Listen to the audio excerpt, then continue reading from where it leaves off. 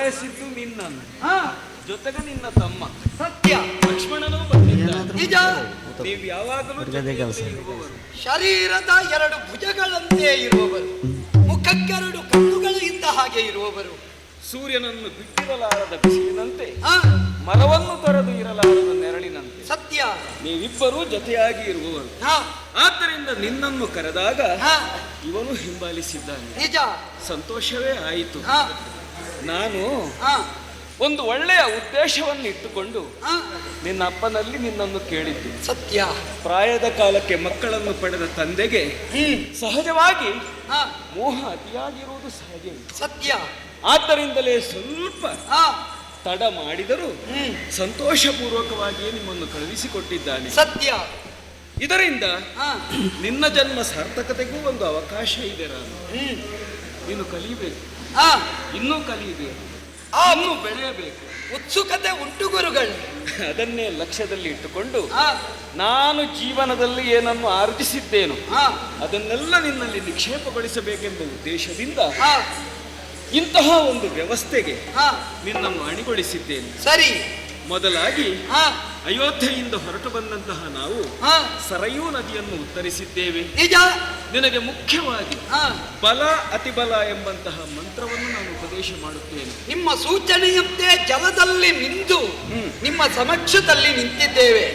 ಹಾಗಿದ್ರೆ ನಮಗೆ ಶಕ್ತಿಯ ಉಪದೇಶ. ಬಲ ಎಂಬ ಮಂತ್ರದಿಂದ ನಿಮಗೆ ಹಸಿವೆ ಆಗುವುದಿಲ್ಲ. ಸರಿ. ಬಾಯಾರಿಕೆ ಆಗುವುದಿಲ್ಲ, ನಿದ್ರೆ ಬರುವುದಿಲ್ಲ. ಅತಿಬಲ ಎಂಬಂತಹ ಮಂತ್ರದಿಂದ ನಿಮಗೆ ರಾಕ್ಷಸರ ಯುದ್ಧವನ್ನು ಎದುರಿಸತಕ್ಕಂತಹ ವಿಶೇಷ ಪ್ರಜ್ಞೆ ಇರುತ್ತದೆ. ಬುದ್ಧಿಬಲ ಹೆಚ್ಚಾಗುತ್ತದೆ. ಆದ ಕಾರಣ ಅವೆರಡನ್ನು ಉಪದೇಶಿಸಿದ್ದೇನೆ. ಮುಂದುವರಿ. ಸರಿ.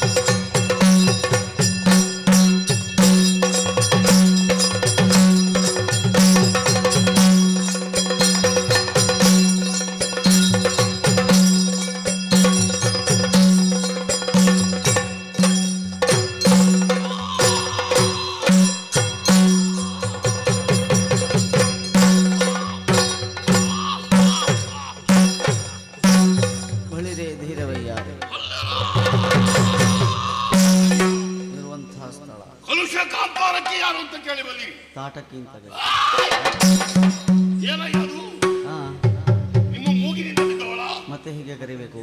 ಏಕವಚನದಿಂದ ಕರೀತಾ ಇದ್ದೀರಲ್ಲ, ಮತ್ತೆ ಹೇಗೆ? ಇಷ್ಟರವರೆಗೆ ಯಾರು ನಮ್ಮವರು ಹಾಗೆ ಕರೆದವರಿಲ್ಲ. ಬಹುವಚನದಿಂದಲೇ ಕರೆಯುವುದು. ತಾಟಕಿ ದೇವಿ. ದೇವಿ ಗುಡಿಯಲ್ಲಿರುವುದು. ಓ, ದೇವಿ ಗುಡಿಯಲ್ಲಿರುವುದಲ್ವಾ? ಹೌದು. ಹೊರಗೆ ಬರುವುದಿಲ್ಲ. ಬೇಡ, ತಾಟಕಿ ಅಮ್ಮ ಅಂತಾದ್ರೂ ಹೇಳ್ಬಹುದಲ್ವಾ ನಿಮ್ಗೆ? ಅಮ್ಮ ಮಕ್ಕಳಿಗೆ ಅಲ್ವಾ? ಓ, ಅಮ್ಮ ಮಕ್ಕಳಿಗ? ಬೇರೆ ಯಾರಿಗೂ ಅಮ್ಮ ಇಲ್ಲಲ್ಲ? ಬೇಡ, ಕಷ್ಟ ಆದ್ರೆ ಸುಲಭದಲ್ಲಿ ಹೇಳ್ತೇನೆ. ತಾಟಕಿ ಅಕ್ಕ. ಅಕ್ಕ ತಂಗಿ. ಅಕ್ಕ ತಂಗಿಯಂದಿರಿಗೆ ಮಾತ್ರ ಅಲ್ವಾ? ಬೇರೆ ಅಕ್ಕಂದಿರೇ ಇರುವುದಿಲ್ಲ. ನಿಮ್ಮನ್ನು ಸುಮ್ಮನೆ ಬಿಟ್ಟರೆ ಉಳಿದವರೆಲ್ಲ ಹಾಗೆ ಹೇಳುವುದಕ್ಕೆ ಪ್ರಾರಂಭ ಮಾಡ್ತಾರೆ. ಅದಕ್ಕಾಗಿ ಏನು ಮಾಡಬೇಕು ಗೊತ್ತಾ? ಹಲ್ಲಿಗೆ ಹಲ್ಲು ತಾಗದ ರೀತಿಯಲ್ಲಿ ನಿಮ್ಮನ್ನು ಕುಳಿತ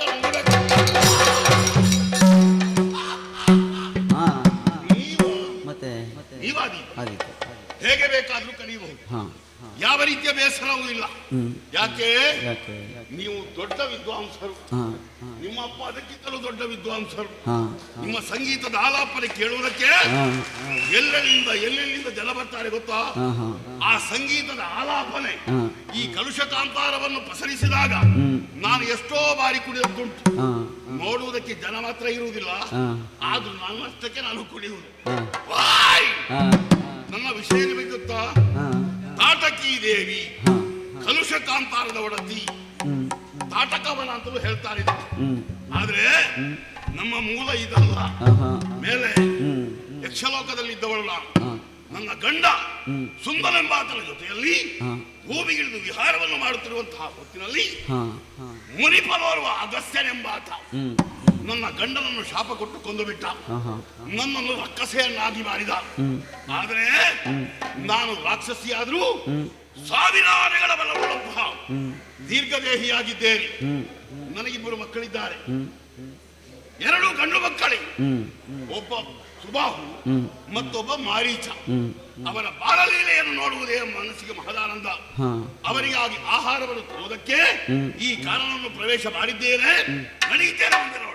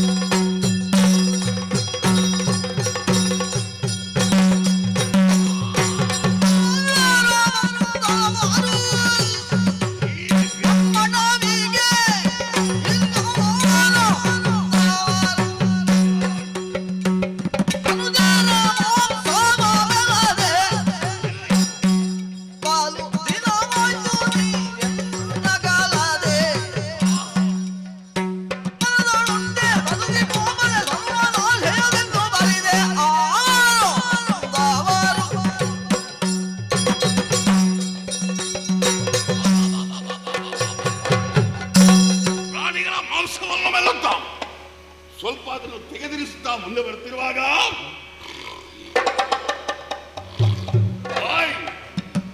ಹೊಸ ಪರಿಮಳ ನನ್ನ ಈ ನಾಸಿಕ ಅಗ್ರಗಳಿಗೆ ಬಡಿಯುತ್ತಾ ಇದೆ. ಏನಾಗಿರಬಹುದಂತ ಸರಿಯಾಗಿ ಆಘ್ರಾಣಿಸಿದ್ರೆ ಮಾನವರ ಮೈಯಿಂದ ಹೊರಡುವಂತಹ ತನುಗಂಧ ನನ್ನ ಈ ನಾಸಿಕಕ್ಕೆ ಬಡಿಯುತ್ತಾ ಇದೆ. ಹಾಗಾದ್ರೆ ಯಾರು ಬಂದವರು? ಈ ವಿಪಿನಕ್ಕೆ ಬಂದವರು ಯಾರು? ನಾನಿದ್ದೇನಂತ ತಿಳಿದು ಇಷ್ಟರವರೆಗೆ ಯಾರೂ ಬಂದವರಿಲ್ಲ. ಇವರು ಬಂದಿದ್ದಾರೆ ಮಾನವರು, ಒಬ್ಬರಲ್ಲ ಇಬ್ಬರಲ್ಲ, 3 ರೀತಿಯ ಪರಿಮಳ ನನಗೆ ಬರೀತಾ ಇದೆ. ಬಂದವರು ಒಳ್ಳೆಯದೇ ಆಯ್ತು.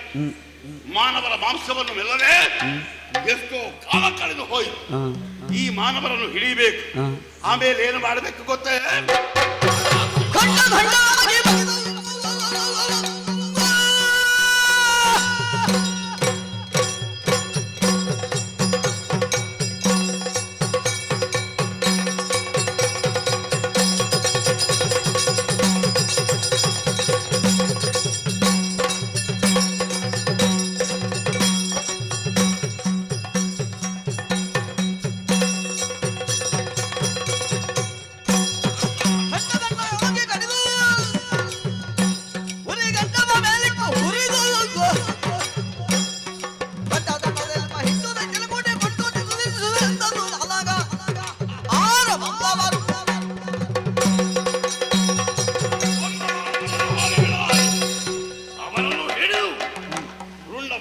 ಬೇರ್ಪಡಿಸಿ ಮಾಂಸದ ಖಂಡವನ್ನು ಸಿಗೀತೇರಿ. ಆ ಖಂಡವನ್ನು ತೆಗೆದು ಕೆಂಡದ ಮೇಲೆ ಹುರಿದು ಆಮೇಲೆ ತಿನ್ನುತ್ತೇನೆ. ಹಾ ಅದು ಮಾತ್ರವಲ್ಲ, ನಮ್ಮಲ್ಲಿದ್ದ ತಾರಕಸ ವೀರರು ಹಾ ಮಾನವರ ಮಾಂಸವನ್ನು ಮೆಲ್ಲದೆ ಆತುರಿಯುತ್ತಾ ಇದ್ದಾರೆ. ಅವರ ಬಾಯಿಗೆ ಒಂದಿಷ್ಟು ತುರುಕಿ ಅವರಿಗೂ ಸಂತೋಷಪಡಿಸಬೇಕಾಗಿದೆ. ಅಲ್ಲ ಮಾಡುವುದಿಲ್ಲ. ಬಂದವರು ಯಾರೇ ಇರಲಿ, ಎಷ್ಟೇ ಬಲಿಷ್ಠರಾಗಿರಲಿ, ಅವರನ್ನು ಹಿಡಿತೇನೆ, ತಲೆ ಕಡಿತೇನೆ, ನಡೆಯುತ್ತಾರೆ.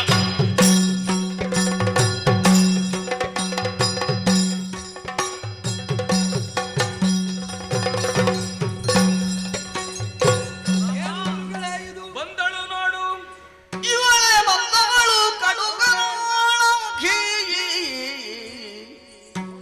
ಇವಳೇ ಬಂದವಳು ಕಡುಕರಾಳಮುಖಿ, ಇದಕ್ಕರ ಧನದೇವ ನೀನೋಡು ಬೇಗಲಿ, ಶರಾಧನದ ಗವಸಣಿಗೆಯನು ತೊಡು ಮಹಾಸ್ತ್ರ ಮಧುರಕ್ಕೆ ಪ್ರಾರಂಭವೆಂದ ಮುನಿಪ.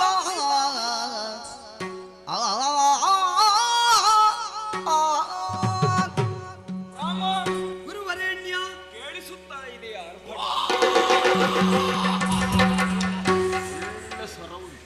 ಸ್ವರ ಉಂಟು. ಈ ಹೊತ್ತಿಗೆ ಅಷ್ಟು ಸ್ವರ ಬೇಕಾಗುತ್ತದೆ. ಅವಳಿಗೆ ಬೇಕು. ಕಾಡಲ್ವೇ? ಹೌದು. ಹಾ ಚೆನ್ನಾಗಿ ಮಾಂಸ ತಿಂತಾಳೆ, ಹಾ ಹಾಗೆ ಮದ್ಯಪಾನ ಮಾಡ್ತಾಳೆ. ಸರಿ. ಆದ್ದರಿಂದ ನಾಭಿಯಿಂದ ಸ್ವರ ಹೇಳ್ತದೆ ಅವಳು. ಅದು ಅವಳು ಅಂತ ಹೇಳ್ತೀರಿ?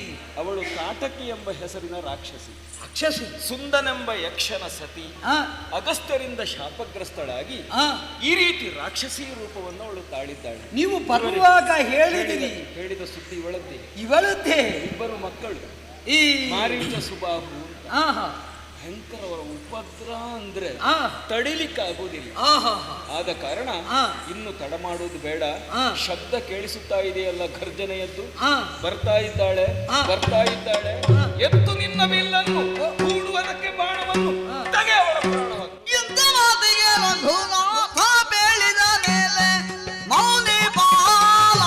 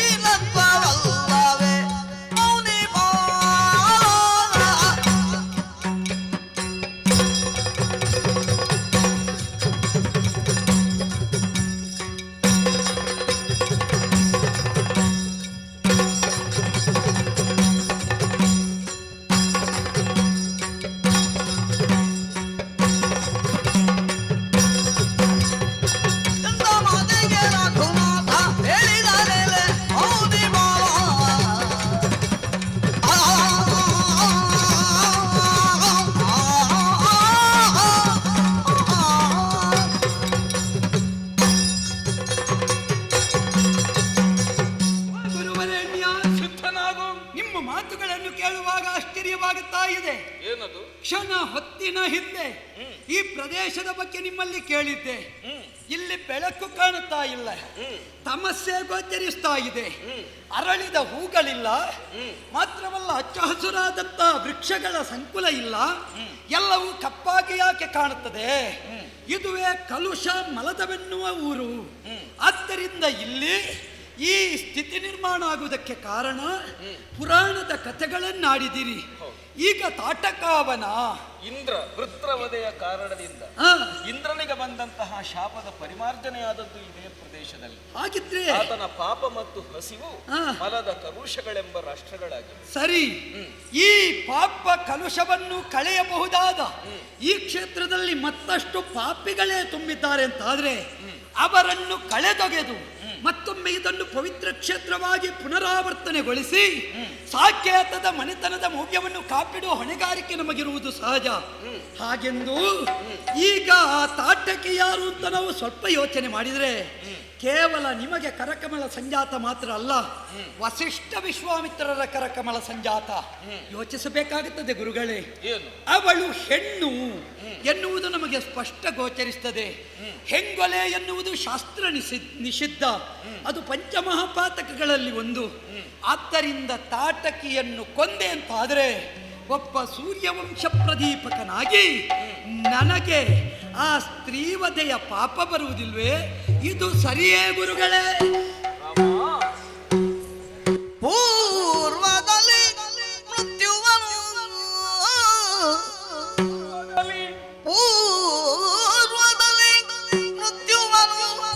ಶಿವ ಕೊಲ್ಲುವ ಸಮಯದಲ್ಲಿ ಗರ್ವದಿಂದ ಬಲೆ ಎಂದುಳುಹಿದನೇ ರಾಮ. ಗರ್ವದಿಂದ ಬಲೆ ಎಂದುಳುಹಿದನೇ ರಾಮ. ನೀ ನೂರ್ವಿಭಾರಾಪಹಾರಕನಲ್ಲವೇ? ಬರಿದೆ ಸಂಕೋಚವಂ ತಾಳದೆ ತರ್ವಿಕೊಂಡೈತಃ ಕರಾಳ ಮುಖೆಯಂ ಕೊಂದು. ತರ್ವಿಕೊಂಡೈತಃ ಕರಾಳ ಮುಖೆಯಂ ಕೊಂದು. ನಿರ್ವಹಿಪುದಂಜದಿರು ಇದರಿಂದ ಪಾತಕವು ಸರ್ವಥಾ ನಿನಗಿಲ್ಲ ಎನ್ನಲೆತ್ತಿ ಚಾಪವು ಹೇಗೈವುತಿದಿರಾದನು. ಪೂರ್ವದಲ್ಲಿ ಮೃತ್ಯುವನು ಶಿವ ಕೊಲ್ಲುವ ಸಮಯದಲ್ಲಿ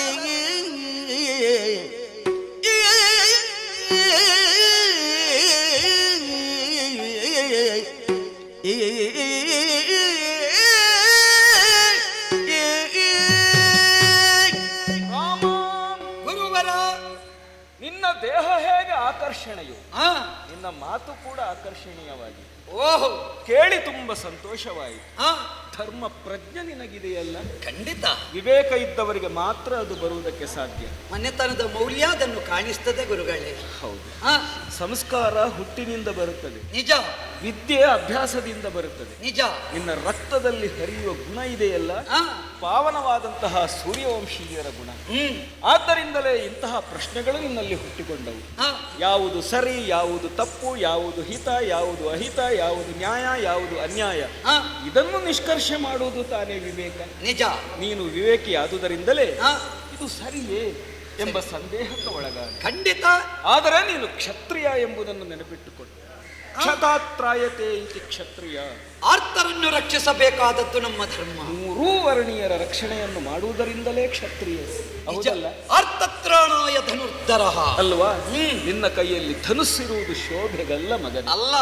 ಎಲ್ಲಿ ಗೋವುಗಳಿಗೆ, ಎಲ್ಲಿ ಸ್ತ್ರೀಯರಿಗೆ, ಎಲ್ಲಿ ಬ್ರಾಹ್ಮಣರಿಗೆ, ಎಲ್ಲಿ ಭೂಮಿಗೆ, ಅಲ್ಲಿಗೆ ಅನ್ಯಾಯ ಆಗುವಾಗ ನೀನು ಮೂಕ ಪ್ರೇಕ್ಷಕನಾಗಿರುವುದಕ್ಕೆ ಸಾಧ್ಯವೇ ಇಲ್ಲ ಕಂದ. ಇಲ್ಲ. ಆದ ಕಾರಣ ನಿನ್ನ ಕುಲದ ಧರ್ಮವನ್ನು ನೀನು ಈಗ ಯೋಚನೆ ಮಾಡಬೇಕು. ಇಡೀ ಪ್ರಪಂಚದ ಧರ್ಮವೆಂಬ ವೃಕ್ಷದ ತಾಯಿ ಬೇರು ಯಾವುದು ಗೊತ್ತುಂಟ? ಋಷಿ ಧರ್ಮ. ನಿಜ. ಅದರಲ್ಲಿ ಯಾವ ಸ್ವಾರ್ಥವೂ ಇರುವುದಿಲ್ಲ. ಋಷಿಗಳ ಪ್ರಾರ್ಥನೆ ಏನಪ್ಪ? ಕಾಲೇ ವರ್ಷತು ಪರ್ಜನ್ಯ ಪೃಥ್ವಿ ಸಸ್ಯಶಾಲಿನಿ ಗೊತ್ತಲ್ವಾ? ಪರೋಪಕಾರಾರ್ಥಮಿದಂ ಶರೀರಂ ಅಲ್ವಾ? ಮಧುವಾತ ಋತಾಯತೆ ಮಧುಕ್ಷರಂತಿ ಸಿಂಧವ. ಬೀಸುವ ಗಾಳಿ ಮಧುರವಾಗಿರಲಿ, ಹರಿಯುವ ನೀರು ಮಧುರವಾಗಿರಲಿ. ಎಂತಹ ಉದಾತ್ತವಾದ ಸ್ವಾರ್ಥ ಅದು. ಯಾವತ್ತು ಎಲ್ಲವೂ ನನಗೆ ಬೇಕೆಂಬ ನೀಚ ಸ್ವಾರ್ಥ ಋಷಿ ಧರ್ಮಕ್ಕಿದೆಯೇ? ಖಂಡಿತ ಇಲ್ಲ. ಅಂತಹ ಋಷಿ ಧರ್ಮದಲ್ಲಿ ಯೋಗಿಯನ್ನು ಬಲ್ಲವರೇ ಬಲ್ಲರು ಗುರುಗಳೇ, ಎಲ್ಲರಿಗೂ ಅರ್ಥ ಆಗುತ್ತದ. ನಿಜ ತಾನೆ? ನೀನು ಅರ್ಥ ಮಾಡಿಕೊಳ್ಳಿ. ಸಮರ್ಪಣಾ ಭಾವವನ್ನು ಪ್ರತಿಪಾದಿಸುವ ಯಜ್ಞ ಕಂಟಕರಾದವರನ್ನು ಯಾವತ್ತೂ ನೀನು ಉಳಿಸಕೂಡದು. ಯಾಕಂದ್ರೆ ರಕ್ಷಣೆಯೇ ರಾಜಧರ್ಮ ತಾನೆ. ನಿಜ. ಆದ್ದರಿಂದ ಪ್ರಜೆಗಳ ರಕ್ಷಣೆಯನ್ನು ನೀನು ಮಾಡುವುದಕ್ಕಾಗಿ ಆಕೆ ಸ್ತ್ರೀಯಾದರೂ ನೀನು ವಧಿಸಲೇಬೇಕಾಗಿದೆ. ಆಗ ಒಂದು ಸಂದೇಹ ಬರುತ್ತದೆ, ಹಿಂದೆ ಇಂಥದ್ದು ನಡೆದಿದೆಯೇ ಅಲ್ವಾ? ದೃಷ್ಟಾಂತ ಒಂದು ಬೇಕಾಗುತ್ತದೆ. ಚುಟುಕಾಗಿ ಹೇಳುತ್ತೇನೆ. ಸರಿ. ಒಂದು ಋಷಿಯನ್ನು ರಕ್ಷಿಸಬೇಕಾದಂತಹ ಸಂದರ್ಭದಲ್ಲಿ ಮೃತ್ಯುವನ್ನು ಪರಶಿವ ಕೊಂದಿದ್ದಾನೆ. ಅದೇ ಅಷ್ಟು ಮಾತ್ರ ಅಲ್ಲ, ಮಹಾವಿಷ್ಣು ಭೃಗು ಮಹರ್ಷಿಯ ಪತ್ನಿಯನ್ನೇ ಸಂಹಾರ ಮಾಡಲಿಲ್ಲ ಧರ್ಮದ ರಕ್ಷಣೆಗೆ. ಆದ್ದರಿಂದ ಇಂತಹ ಸಂದರ್ಭದಲ್ಲಿ ಲೋಕ ಕಂಟಕರಾದವರನ್ನು ಸಂಹಾರ ಮಾಡಬೇಕಾದ್ದು ಯಾರು ಧರ್ಮದ ರಕ್ಷಣೆಯ ಹೊಣೆಯನ್ನು ಹೊತ್ತಿದ್ದಾನೋ ಅವರು ಮಾಡಬೇಕಾದ ಕೆಲಸ ಅದು. ಆನೆಯ ಹೆಜ್ಜೆಯ ಒಳಗೆ ಎಲ್ಲ ಪ್ರಾಣಿಗಳ ಹೆಜ್ಜೆಗಳು ಅಡಗುತ್ತದೆ. ಹಾಗೆಯೇ ಈ ಪ್ರಪಂಚದಲ್ಲಿ ಅನೇಕ ಧರ್ಮಗಳಿದ್ದರೂ ಅದರ ಮುಖ ವಿಭಿನ್ನವಾಗಿದ್ದರೂ ರಾಜಧರ್ಮಕ್ಕೆ ಶ್ರೇಷ್ಠವಾದ್ದು ಯಾವುದೂ ಅಲ್ಲ. ಸರಿ, ರಾಜಧರ್ಮವೇ ಮುಖ್ಯ. ಬಹುಮುಖದ ಧರ್ಮಗಳನ್ನು ಎಲ್ಲ ಕಲಸಿ ಸೋಸಿದ್ರೆ ಎರಡು ಧರ್ಮ ಉಳಿಯುತ್ತದೆ. ಒಂದು ವ್ಯಕ್ತಿ ಧರ್ಮ, ಒಂದು ರಾಷ್ಟ್ರ ಧರ್ಮ. ವ್ಯಕ್ತಿ ಧರ್ಮ ಒಬ್ಬನಿಗೆ ಸಂಬಂಧಪಟ್ಟದ್ದು, ನಿಜ. ರಾಷ್ಟ್ರ ಧರ್ಮ ಸಮಷ್ಟಿಗೆ ಸಂಬಂಧಪಟ್ಟದ್ದು. ರಾಷ್ಟ್ರ ಧರ್ಮ ರಾಜಧರ್ಮ ಆಗಬೇಕು. ಆದ್ದರಿಂದ ರಾಷ್ಟ್ರ ಧರ್ಮವನ್ನು ಎಲ್ಲರೂ ಪಾಲಿಸಬೇಕು. ಸರಿ, ಒಂದು ಮನೆಯ ಉದ್ಧಾರಕ್ಕಾಗಿ 10 ಮನೆಯನ್ನು ತೆಗೆಯುವುದು ರಾಷ್ಟ್ರ ಧರ್ಮ ಆಗುವುದಿಲ್ಲ. ಇಲ್ಲ, 10 ಮನೆಯ ಉದ್ಧಾರಕ್ಕಾಗಿ ಒಂದು ಮನೆ ಹೋದರೂ ಅಡ್ಡಿ ಇಲ್ಲ ಅಲ್ವಾ? ನಿಜ.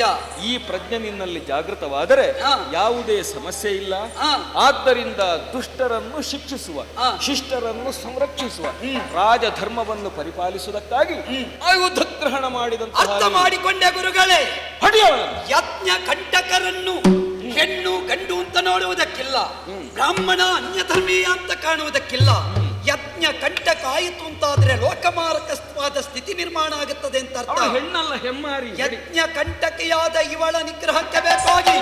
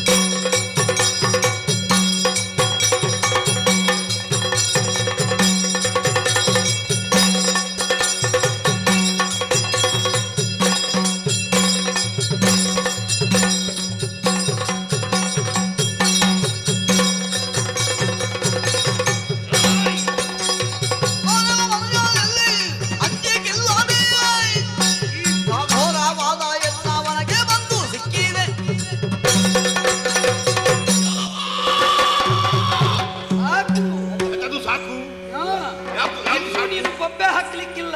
ಈಗ ಬೊಬ್ಬೆ ಹಾಕಿದ ಮತ್ತೆ ಯಾವಾಗಲೂ ಬೊಬ್ಬೆ ಹಾಕುವುದು ಗೊತ್ತೆಷ್ಟಾಯ್ತು ಗೊತ್ತಾ ನಿಮಗೆ? ಬ್ರಾಹ್ಮಿ ಮುಹೂರ್ತ. ಈ ಬ್ರಾಹ್ಮಿ ಮುಹೂರ್ತದಲ್ಲಿ ಸಿಕ್ಕಿದಿರಲ್ಲ, ಹಾಗೆ ಕೂಗುವ ಸಮಯ ಅಲ್ಲ.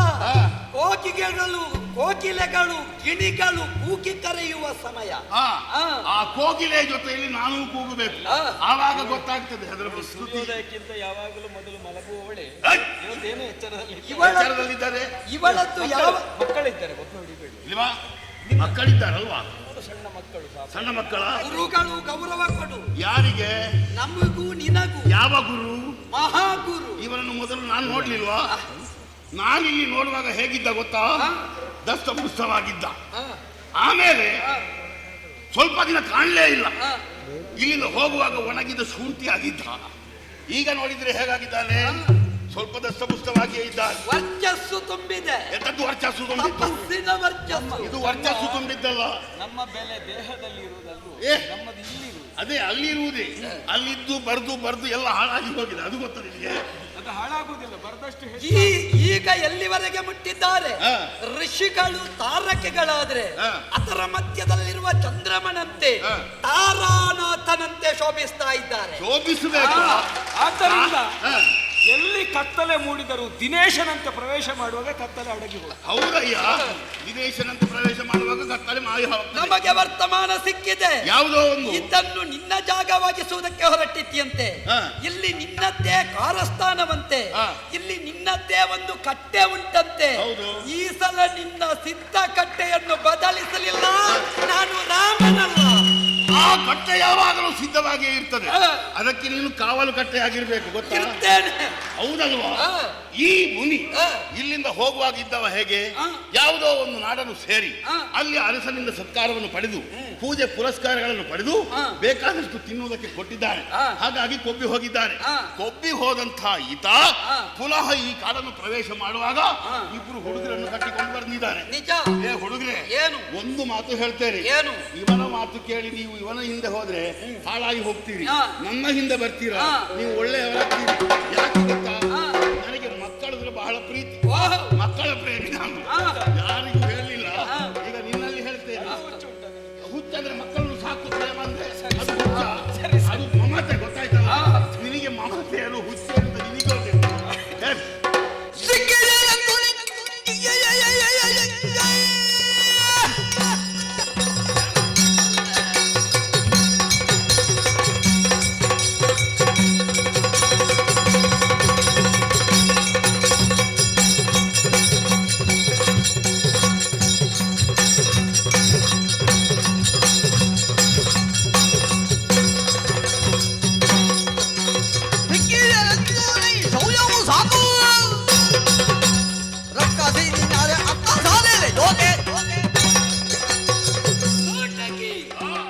ನೀನು ಒಳ್ಳೆಯ ಮಳೆ ಆಗುತ್ತಾ ಇದ್ರೆ ನಿನ್ನನ್ನು ತಾಟಕಿ ದೇವಿ ಅಂತ ಗೌರವಿಸ್ತಾ ಇದ್ದೆವು. ಗೌರವಿಸಬೇಕು. ವನದಲ್ಲಿ ನೀನು ಉತ್ತಮವಾದ ಕರ್ಮವನ್ನು ಎಸಗುತ್ತಾ ಇದ್ರೆ ನಿನಗೆ ವನದೇವತೆಯ ಸ್ಥಾನವನ್ನು ಕೊಡ್ತಾ ಇದ್ದೆವು. ಅಂದ್ರೆ ಏನು ಏನು ತಪ್ಪಿದೆ ಇಲ್ಲಿ? ನೋಡಿದೀಯಾ ಏನಾಗಿದೆ?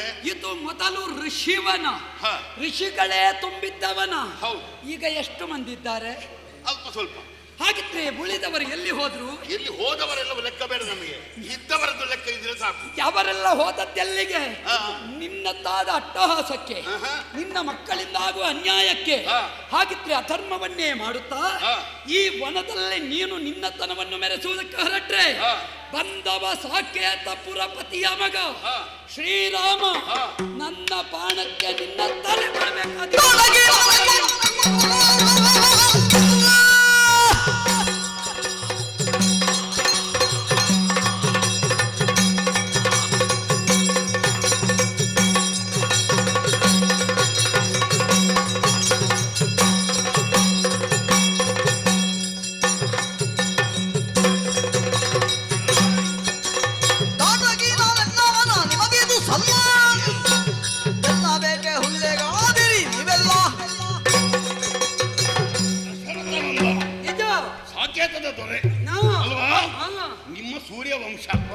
ಇಲ್ಲಿಗೂ ನಿಮ್ಮ ಪ್ರವೇಶವಾಯಿತು. ಈಗ ಈ ಪ್ರದೇಶದಲ್ಲಿ ಸೂರ್ಯೋದಯ ಮಾಡ್ಲಿಕ್ಕೆ ಬಂದಿದ್ದೇನೆ. ಬೆಳಕು ಮೂಡಿಸುವುದಕ್ಕೆ ಬಂದಿಯಾ? ಪೂರ್ತಿ ಸೂರ್ಯೋದಯ ಆಗದೆ ಮುಳುಗಿಸುವುದಕ್ಕೂ ಇಲ್ಲ. ಇಷ್ಟರವರೆಗೆ ಮಕ್ಕಳ ಮಾಂಸ ನಾನು ತಿನ್ನಲಿಲ್ಲ, ಮಕ್ಕಳ ಮಾಂಸ ಸಿಕ್ಕದಂತೆ ನಾನು ಬಿಡುವುದಿಲ್ಲ. ನಿಮ್ಮಿಬ್ಬರ ತಲೆ ಕಡಿಯುತ್ತೇನೆ, ಮಾಂಸ ಭಕ್ಷಣೆ ಮಾಡ್ತೇನೆ, ಆಮೇಲೆ ಇವನ ಕುತ್ತಿಗೆಯನ್ನೆಲ್ಲ ಕಚ್ಚಿ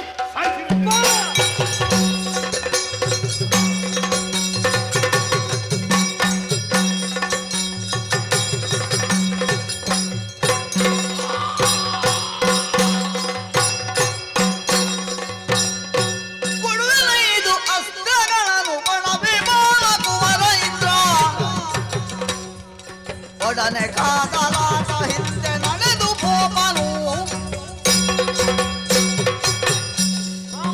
ಗುರುವರಿಯ ಸಂತೋಷವಾಯಿತು. ಇಲ್ಲಿಯ ಕಂಟಕ ಕಳೆಯಿತು. ನನ್ನ ಅಂತರಂಗ ಆನಂದದಿಂದ ತುಂಬಿ ತುಳುಕುತ್ತಾ ಇದೆ. ಯಾಕೆ ಗೊತ್ತುಂಟ? ಯಾಕೆ? ಈ ರಾಕ್ಷಸಿಗೆ 1000 ಆನೆಗಳ ಬಲ. ಅಂತವಳನ್ನು ನಿನ್ನ ಬಾಣಮುಖದಿಂದ ನೀನು ಕೊಂದಿದ್ದಿ ಅಂದ್ರೆ ಈ ಪ್ರಪಂಚದಲ್ಲಿ ನೀನು ಅಪ್ರತಿಮ ವೀರನೇ ಸರಿ. ಒಂದು ವಿಚಾರವನ್ನು ತಿಳಿಯಲೇಬೇಕು ಗುರುಗಳೇ. ಎಷ್ಟೇ ಬಲವಂತನಾಗಿದ್ದರೂ ಕೂಡ ಧರ್ಮ ಚ್ಯುತಿಯಾಗುವ ಕೃತಿಯನ್ನು ಎಸಗಿದ ಅಂತಾದ್ರೆ, ಧಾರ್ಮಿಕರಿಗೆ ತೊಂದರೆ ಕೊಟ್ಟ ಅಂತಾದ್ರೆ, ಸಂಸ್ಕಾರ ಸಂಸ್ಕೃತಿಯನ್ನು ತುಳಿದು ನಡೆದ ಅಂತಾದ್ರೆ, ಎಷ್ಟು ದೊಡ್ಡವನಾದರೂ ಸುದ್ದಿ ಇಲ್ಲದೆ ಹೇಳ ಹೆಸರಿಲ್ಲದೆ ನಾಶವಾಗುತ್ತಾನೆ ಎನ್ನುವುದಕ್ಕೆ ತಾಟಕ ವಧ ಪ್ರಕರಣವೇ ಸಾಕ್ಷಿ. ಯಾಕೆ ಹೇಳು? ಕತ್ತಲೆಯನ್ನು ಬೆಳಕು ಹುಡುಕಿಕೊಂಡು ಹೋದ್ರು, ಬೆಳಕನ್ನು ಕತ್ತಲೆ ಹುಡುಕಿಕೊಂಡು ಬಂದರು, ಅಲ್ಲಿ ಕರಗಿ ಹೋಗುವುದು ಕತ್ತಲೆಯೇ ತಾನೆ. ನಿಜ. ಯಾವಾಗಲೂ ಬೆಳಕಿನ ಮುಂದೆ ಕತ್ತಲೆ ಉಳಿಯುವುದಿಲ್ಲ, ಶಿಷ್ಟ ಶಕ್ತಿಯ ಮುಂದೆ ದುಷ್ಟ ಶಕ್ತಿ ಉಳಿಯುವುದಿಲ್ಲ. ಇಲ್ಲ. ನನಗೆ ಸಂತೋಷ ಆಗುವುದಕ್ಕೆ ಕಾರಣ ಏನು ಗೊತ್ತುಂಟ? ಯಾಕೆ ಗುರುಗಳೇ? ನನ್ನ ಮನಸ್ಸಿನ ಸಂಕಲ್ಪ ಒಂದು ಇದೆಯಲ್ಲ, ನನ್ನ ಸಮಗ್ರ ಜ್ಞಾನವನ್ನು ನಿಕ್ಷೇಪಗೊಳಿಸುವುದಕ್ಕೆ ಒಬ್ಬ ಶಿಷ್ಯ ಬೇಕಾಗಿದ್ದಾನೆ. ಓಹೋ, ಪಾತ್ರ ಸರಿಬೇಡುವೆ? ಖಂಡಿತ. ಇಲ್ಲದಿದ್ದರೆ ಅದನ್ನು ಧರಿಸಿಕೊಳ್ಳುವ ಸಾಮರ್ಥ್ಯ ಅವನಿಗೆ ಬೇಕೋ ಬೇಡುವ. ಖಂಡಿತ. ಆದ್ದರಿಂದ ನಿನ್ನ ಈ ಅದ್ಭುತವಾದ ಪರಾಕ್ರಮವನ್ನು ಕಂಡು ನನಗೆ ನೀನು ಉತ್ತರಾಧಿಕಾರಿಯಾಗಬಹುದು ಅಂತ ಎಣಿಸಿಕೊಂಡಿದ್ದೆ. ಧನ್ಯೋಸ್ಮಿ. ಜೀವಮಾನದಲ್ಲಿ ಆರ್ಜಿಸಿದಂತಹ ನನ್ನ ಇಡೀ ತಪಶಕ್ತಿಯ ಫಲ ನಿನಗೆ ಕೊಡುವುದು. ಅನೇಕ ಕಾಲಚಕ್ರ, ದಂಡಚಕ್ರ ಇತ್ಯಾದಿ ಅಸ್ತ್ರಗಳು, ಆ ಬಳಿಕ ವೃಷಾಶ್ವದತ್ತವಾದಂತಹ ಜೃಂಬಕಾಸ್ತ್ರಗಳು. ವೃಷಾಶ್ವನೆಂಬವನಿದ್ದ ರಾಕ್ಷಸರ ಉಪಟಳದಿಂದ ಕಂಗೆಟ್ಟ ಆತ ತಪಸ್ಸು ಮಾಡಿ ರಾಕ್ಷಸರ ವಧೆಗಾಗಿಯೇ ಪಡೆದಂತಹ ಅಸ್ತ್ರಗಳು. 100 ಹೆಣ್ಣು ಮಕ್ಕಳು ಹುಟ್ಟಿದುವವನಿಗೆ ಅದರಲ್ಲಿ 50 ಅಸ್ತ್ರಗಳನ್ನಾಗಿಸಿದ, ಇನ್ನ 50 ಅದರ ಅಭಿಮಾನಿ ದೇವತೆಗಳನ್ನಾಗಿಸಿದ. ಆ ಅಸ್ತ್ರಗಳೆಲ್ಲ ನಿನ್ನಲ್ಲಿ ಕೇಳ್ತವೆ ಏನು ಮಾಡಬೇಕು ಅಂತ. ಸರಿ, ನೀನು ಪ್ರಯೋಗ ಮಾಡಿದ್ರೆ ಸಾಕು. ನಿನ್ನ ಉದ್ದೇಶವನ್ನು ಪೂರೈಸಿ ಸಮುದ್ರ ಸ್ನಾನವನ್ನು ಮಾಡಿ ಮರಳಿ ನಿನ್ನ ಬತ್ತಳಿಕೆಯನ್ನು ಸೇರಬಲ್ಲಂತಹ ಸಾಮರ್ಥ್ಯ ಇರತಕ್ಕಂತಹ ಅಸ್ತ್ರಗಳು. ಆ ಜೃಂಬಕಾಸ್ತ್ರಗಳನ್ನು ನಿನಗೆ ಉಪಯೋಗಿಸಿದ್ದೇನೆ. ಇನ್ನು ಮುಂದೆ ಸಂತೋಷದಿಂದ ಸ್ವೀಕರಿಸಿದ್ದೇನೆ. ಸಮಗ್ರವಾದ ಭರತ ಖಂಡವನ್ನು ಮತ್ತೊಮ್ಮೆ ಧರ್ಮ ಸಾಮ್ರಾಜ್ಯವಾಗಿಸುವಲ್ಲಿ ನಮ್ಮಲ್ಲೇ ಬೇಕಾದಷ್ಟು ಉಂಟು ಅಂತ ವೈರಿಗಳಿಗೆ ಗೊತ್ತಾಗಬೇಕು. ಅಷ್ಟು ಸಂಗ್ರಹ ಮಾಡಿಕೊಂಡಿದ್ದೇವೆ. ಅಷ್ಟಕ್ಕೆ ಸಾಲದು, ಸಂಗ್ರಹ ಮಾತ್ರ ಸಾಲದು. ವಿಶ್ವ ಭಯೋತ್ಪಾದನೆಯ ಮೂಲೋತ್ಪಾಟನವೇ ನಿನ್ನ ಚರಮ ಲಕ್ಷ್ಯ ಆಗಿದೆ. ಮುಂದಕ್ಕೆ ನಮ್ಮ ನೆಲವನ್ನೇ ವಿಶ್ವ ಗುರುವಾಗಿಸ್ತೇನೆ ಗುರುಗಳೇ. ಆಶೀರ್ವಾದ.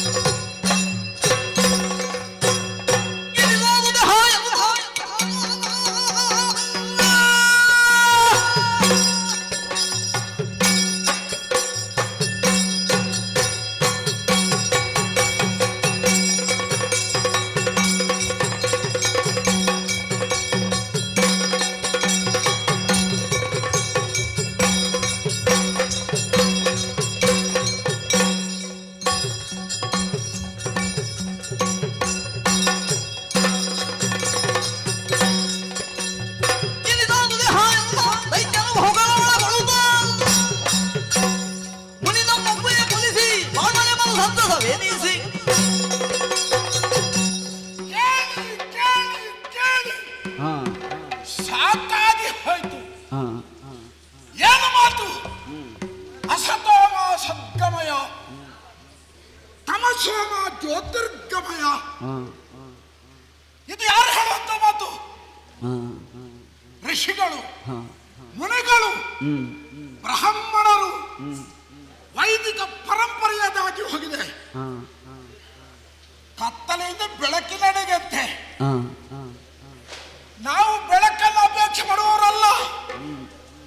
ನಮ್ಮ ಏನು ಕಾರ್ಯಕ್ರಮ ಇದ್ರು ಬೆಳಕಾಗುದ್ರೊಳಗೆ ಮುಗಿಯಬೇಕು. ಯಾರೋ ಮಾಡಿದ್ದನ್ನು ನಾವು ಅನುಭವಿಸ್ತಾ ಇದ್ದೇವೆ, ಬೇರೆ ಯಾರಲ್ಲ. ಆ ಋಷಿಗಳು ಹವಿಸ್ಸನ್ನು ಅರ್ಪಿಸ್ತಾರೆ. ರಕ್ಕಸರು ತೊಲಗಬೇಕು, ಅಸುರಿ ಪ್ರವೃತ್ತಿ ನಿಲ್ಲಬೇಕು. ಅವರ ಉದ್ದೇಶ ಅದು. ಯಾಗ ಯಜ್ಞದ ಮೂಲಕ ದೇವತೆಗಳ ಹವಿಸ್ಸನ್ನು ಕೊಡ್ತಾರೆ. ಅವರು ನಮ್ಮ ವಿರೋಧಿಗಳಾಗಿ ನಮ್ಮ ಅವನತಿಯನ್ನೇ ಬಯಸುವವರು. ಹಾಗಾಗಿ ವೈದಿಕ ಪರಂಪರೆಯನ್ನೇ ನಾನು ವಿರೋಧಿಸ್ತೇನೆ. ನನ್ನ ಮಾತೋಶ್ರೀ ತಾಟಕಾದೇವಿಯರು, ಅವರ ಇಬ್ಬರು ಪುತ್ರರು, ಸುಬಾಹು, ಇನ್ನೊಬ್ಬ ಮಾರೀಚ, ನಮ್ಮ ತಾಯಿ ಆಹಾರವನ್ನು ತರ್ತೇನೆ ಮಕ್ಕಳೇ, ನೀವು ಆಟ ಮಾಡ್ತಾ ಇರಿ ಅಂತ ಹೇಳಿ ಹೋದವಳು. ಸಿಕ್ಕಿದ ವರ್ತಮಾನ ಏನು? ನಮ್ಮ ತಾಯಿಯ ಮರಣ ಅಂತೆ. ತಾಯಿ ಸತ್ತದ್ದು ದೊಡ್ಡ ವಿಷಯ ಅಲ್ಲ. ಇನ್ನು ನಮ್ಗೆ ಹೊಟ್ಟಿಗೆ ತಂದು ಕೊಡುವವರು ಯಾರು? ಈಗ ವಿಷಯ ಇರುವುದಲ್ಲಿ ಕೆಲವರು ತಾಯಿ ತಂದೆ ಸತ್ತಾಗ ಅಳುಮೋರೆ ಹಾಕಿ ಶೋಕವನ್ನು ವ್ಯಕ್ತಪಡಿಸ್ತಾರೆ. ಯಾಕೆ? ಇನ್ನು ನಮಗೆ ವೆಚ್ಚಕ್ಕೆ ಕೊಡುವವರು ಯಾರು? ಹ್ಮ್ ಆ ಕಾರಣಕ್ಕಾಗಿ ಹ್ಮ್ ನನ್ನದು ಅಷ್ಟೇ ಸಮಸ್ಯೆ. ಹ್ಮ್ ಇನ್ನು ನಮಗೆ ಹೊಟ್ಟೆ ತೋರಿಯುವವರು ಯಾರು? ಹ್ಮ್ ಇರ್ಲಿ, ಈ ವಿಚಾರವಾಗಿ ಮಾತಾಡಬೇಕಾಗಿದೆ. ಸಹೋದರ ಮಾರೀಚವರನ್ನು ನೋಡೋಣ.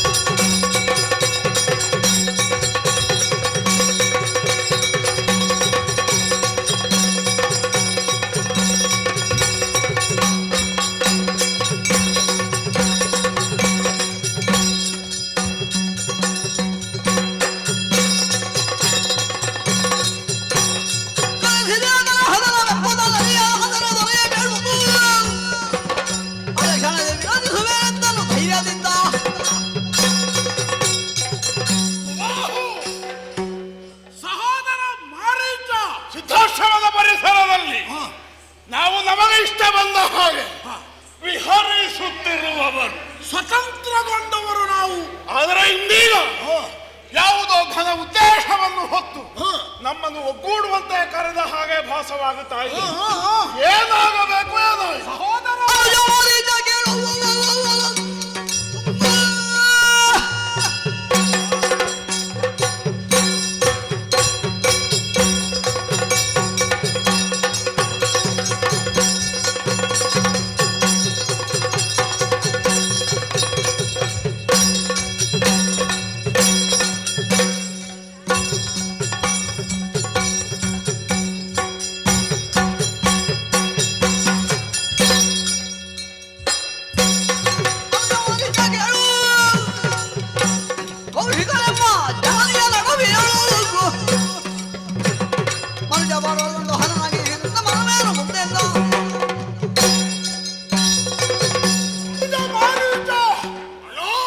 ದುರ್ವಾರ್ತೆಯೊಂದನ್ನು ಕೇಳಿದೆ. ಸ್ವತಂತ್ರವಾಗಿರುವಂತಹ ಈ ತಾಟಕವನದಲ್ಲಿ ಇಂದು ಬರಸಿಡಿಲೆ ಬಡಿದಂತಾಗಿದೆ. ನಮ್ಮ ಮಾತಾಶ್ರೀಯವರು ಆಹಾರವನ್ನು ಹುಡುಕುತ್ತಾ ಮುಂದುವರೆದಾಗ ಯಾರೋ ಈರ್ವರು ಮನುಜರಂತೆ ನಮ್ಮ ಕಾಡಿಗೆ ಪ್ರವೇಶ ಮಾಡಿ ನಮ್ಮ ತಾಯಿಯನ್ನು ಪ್ರಶ್ನಿಸಿದ್ದು ಮಾತ್ರವಲ್ಲ, ಮುಂದುವರಿದಾಗ ನಿರ್ದಾಕ್ಷಿಣ್ಯವಾಗಿ ಕೊಂದು ಬಿಡುವುದು. ಏನು ಮಾಡೋಣ ಹೇಳು?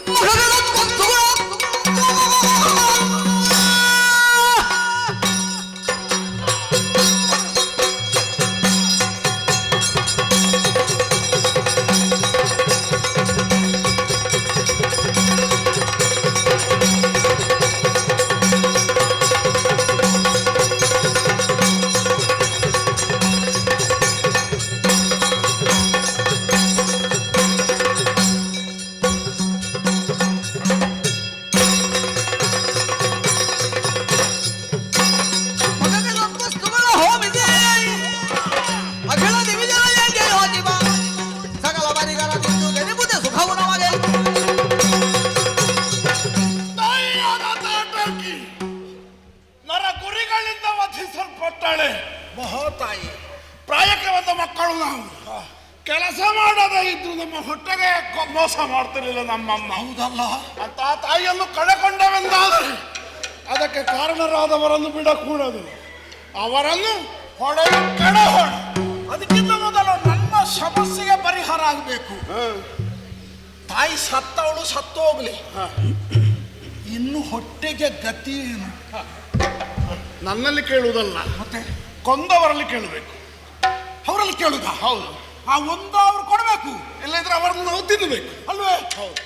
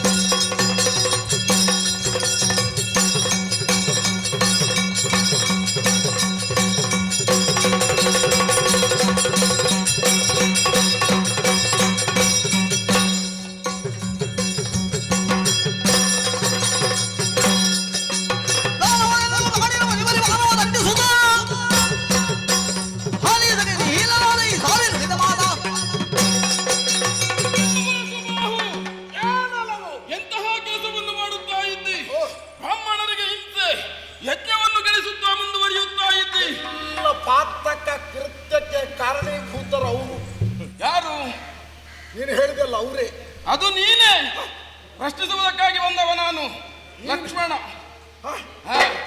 ಲಕ್ಷ್ಮಣ ಅಂದ್ರೆ ನಾನೇ ಎಲ್ಲಿಗೆ? ಅಯೋಧ್ಯೆ. ನೀನು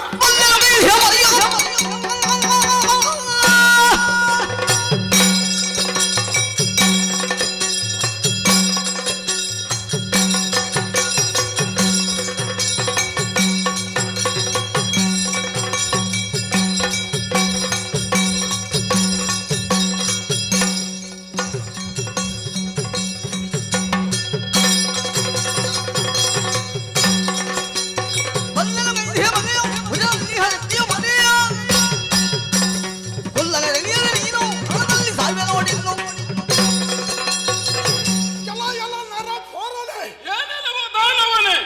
ನಮ್ಮ ಅಧಿಕಾರ ವ್ಯಾಪ್ತಿಗೆ ಬಂದು ನಮ್ಮನ್ನು ಪ್ರಶ್ನೆ ಮಾಡಬೇಕಿದ್ರೆ ಎಂತಹ ಎದ್ದೆಗಾರ ನಿನಗೆ ಬೇಕು? ಅನ್ಯಾಯದಿಂದ ಹೊರಟವರನ್ನು ಪ್ರಶ್ನೆ ಮಾಡುವುದಕ್ಕೆ ಯಾರ ಸ್ಥಳ ಎನ್ನುವ ಹಾಗೆ ಅಗತ್ಯವಿಲ್ಲ. ನಾವು ಪ್ರಶ್ನಾತೀತ ವ್ಯಕ್ತಿಗಳು. ಓಹೋ, ನಮ್ಮ ವ್ಯಕ್ತಿತ್ವದ ಪರಿಚಯ ನಿನಗಿಲ್ಲ. ಆಹಾ, ನಿಮ್ಮಿಂದ ಇಲ್ಲಿ ಹಾ, ಅನ್ಯಾಯ ಆಗಿದೆ, ನಿಮ್ಗೆ ಆಘಾತ ಆಗುವಂತ ಕೃತ್ಯ ಆಗಿದೆ. ಹಾ. ನನ್ನ ತಾಯಿಯನ್ನು ಕೊಂದವ ಯಾರತ್ತ?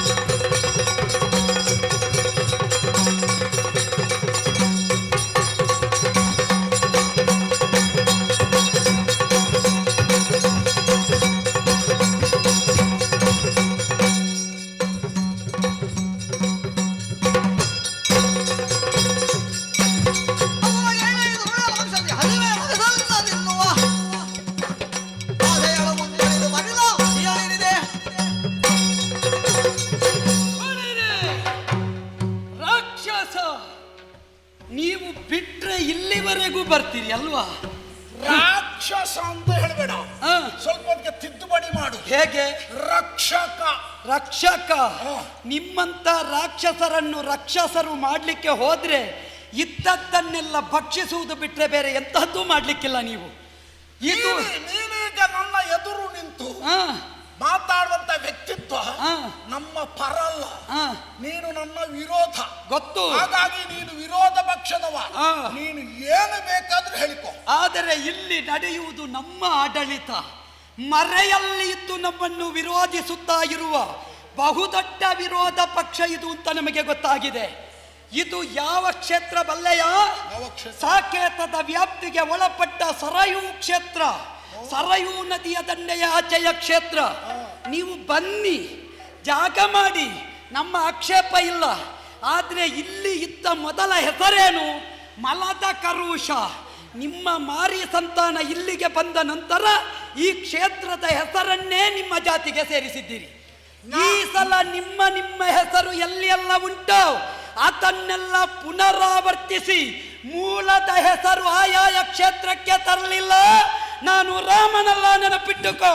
ಅದು ನನ್ನಲ್ಲಿ ಹೇಳುವುದಲ್ಲ, ನಿನ್ನವರನ್ನು ಎಚ್ಚರಿಸು ಮೊದಲು. ನಾವು ಎಚ್ಚರಿಸುವುದಕ್ಕಾಗಿಯೇ ಇರುವವರು. ನಾವು ಸದಾ ಜಾಗೃತ ಅವಸ್ಥೆಯಲ್ಲಿದ್ದೇವೆ. ನಮ್ಮದು ಎಲ್ಲಿ ನಡೆಯುತ್ತದೋ ಅಲ್ಲಿ ನಡೆಸಿ ಬಿಡ್ತೇವೆ. ಸತ್ಯ. ನಿಮ್ಮ ದೌರ್ಬಲ್ಯಕ್ಕೆ ನಾವು ಹೊಣೆಗಾರರ. ಇಲ್ಲಿಗೆ ಬಂದಿದ್ದೇವೆ ಎನ್ನುವಂತ ಆಕ್ಷೇಪ ಆವಾಗಲೇ ಬಿಡಬಾರ್ದಿತ್ತು, ಈಗ ತಲೆಗೆ ಹೊಡ್ಕೊಳ್ಳುವುದು. ಏನು ಮಾಡೋಣ? ಹಿಂದಿನವರಂತೆ ಇಂದಿನವರು ಅಂತ ಭಾವಿಸಬೇಡ. ಹಿಂದೆ ನೆಟ್ಟ ಅಜ್ಜ ನೆಟ್ಟ ಆಲದ ಮರಕ್ಕೆ ಸುತ್ತು ಬರುವ ಜಾತಿ ನಾವಲ್ಲ. ನೀನು ಗೋಳಿ ಮರಕ್ಕೆ ಹಗ್ಗ ತಕೊಳ್ಳುವವನು ಅಲ್ಲ, ನಿಮ್ಮಂಥವರ ಕುತ್ತಿಗೆಗೆ ಹಕ್ಕ ಹಾಕಿ ಗೋಳಿ ಮರಕ್ಕೆ ನೇತಾಡಿಸುವವ. ಆ ನಿಟ್ಟಿನಿಂದ ಆಡ್ತಾ ಇದ್ದೇನೆ. ನಿನ್ನ ಇದೆಲ್ಲ ವೇದಿಕೆಯಲ್ಲಿ ಏನು ಬೇಕಾದ್ರೂ ಹೇಳಬಹುದು. ಅದು ಅಲ್ಲಿಗೆ ಭೂಷಣ. ಈ ವಿಷಯವನ್ನು ಒಂದು ವೇದಿಕೆಯಲ್ಲಿ ನೀನೇ ಹೇಳಬೇಕು. ನಿನ್ನಷ್ಟು ವೇದಿಕೆ ಹಂಚಿಕೊಳ್ಳುವ ಈ ಪ್ರಪಂಚದಲ್ಲಿ ಸಿಗಲಿಕ್ಕಿಲ್ಲ. ನಾನು ಅದನ್ನೇ ಹೇಳುದು. ಎಚ್ಚರಿಸಬೇಕಾದವರನ್ನು ಎಚ್ಚರಿಸಬೇಕು, ಸ್ವಪ್ರಜ್ಞೆಯನ್ನು ಅವರಿಗೆ ಮೂಡಿಸಬೇಕು. ನಾನು ಯಾರು, ನನ್ನ ಕರ್ತವ್ಯ ಏನು, ಈ ಸಮಾಜಕ್ಕೆ ನನ್ನ ಕೊಡುಗೆ ಏನು ಎನ್ನುವುದನ್ನು ತಿಳಿದಂತಹ ಸಮಾಜ ನಿರ್ಮಾಣ ಆದ್ರೆ ನಮ್ಮ ಆಟ ಇಲ್ಲಿಗೆ ಮುಕ್ತಾಯ. ಹೌದಲ್ಲ? ಹಾಗಾದ ಕಾರಣ ಹೇಳ್ತಾ ಇದ್ದೇನೆ, ಗುರು ನಿರೂಪವೇ ನಮಗೆ ಹಾಗೆ. ಉತ್ತಿಷ್ಠತ ಜಾಗೃತ ಪ್ರಾಪ್ಯವರೋ ನಿಬೋಧತ. ಏಳು, ಜಾಗೃತನಾಗು, ಕರ್ತವ್ಯ ಪ್ರಜ್ಞೆಯನ್ನು ಬೆಳೆಸಿಕೋ. ಕರ್ತವ್ಯ ಪ್ರಜ್ಞಾ ಪ್ರತೀಕವಾದ ಧನುರ್ದಂಡ ತಲೆ ಕೊಡ್ತೀಯಾ ಅಲ್ಲ ಶರಣು ಬರ್ತೀಯ? ನೀನು ಹೇಳಿದ ಮಾತು ದೇವಸ್ಥಾನದ ಸುಪ್ರಭಾತವಾಗಿಯೇ ಉಳಿದಿದೆ ಹೊರತು ಅನುಷ್ಠಾನಕ್ಕೆ ಬಂದದ್ದು ನಾನು ಈ ತನಕ ಕಂಡದ್ದಿಲ್ಲ. ಇದು ಕೊಳಲಗಾನವಲ್ಲ, ಇದು ಪೊಳಲಗಾನ. ನೆನಪಿಟ್ಟುಕೋ. ನಾನು ರಾಮ.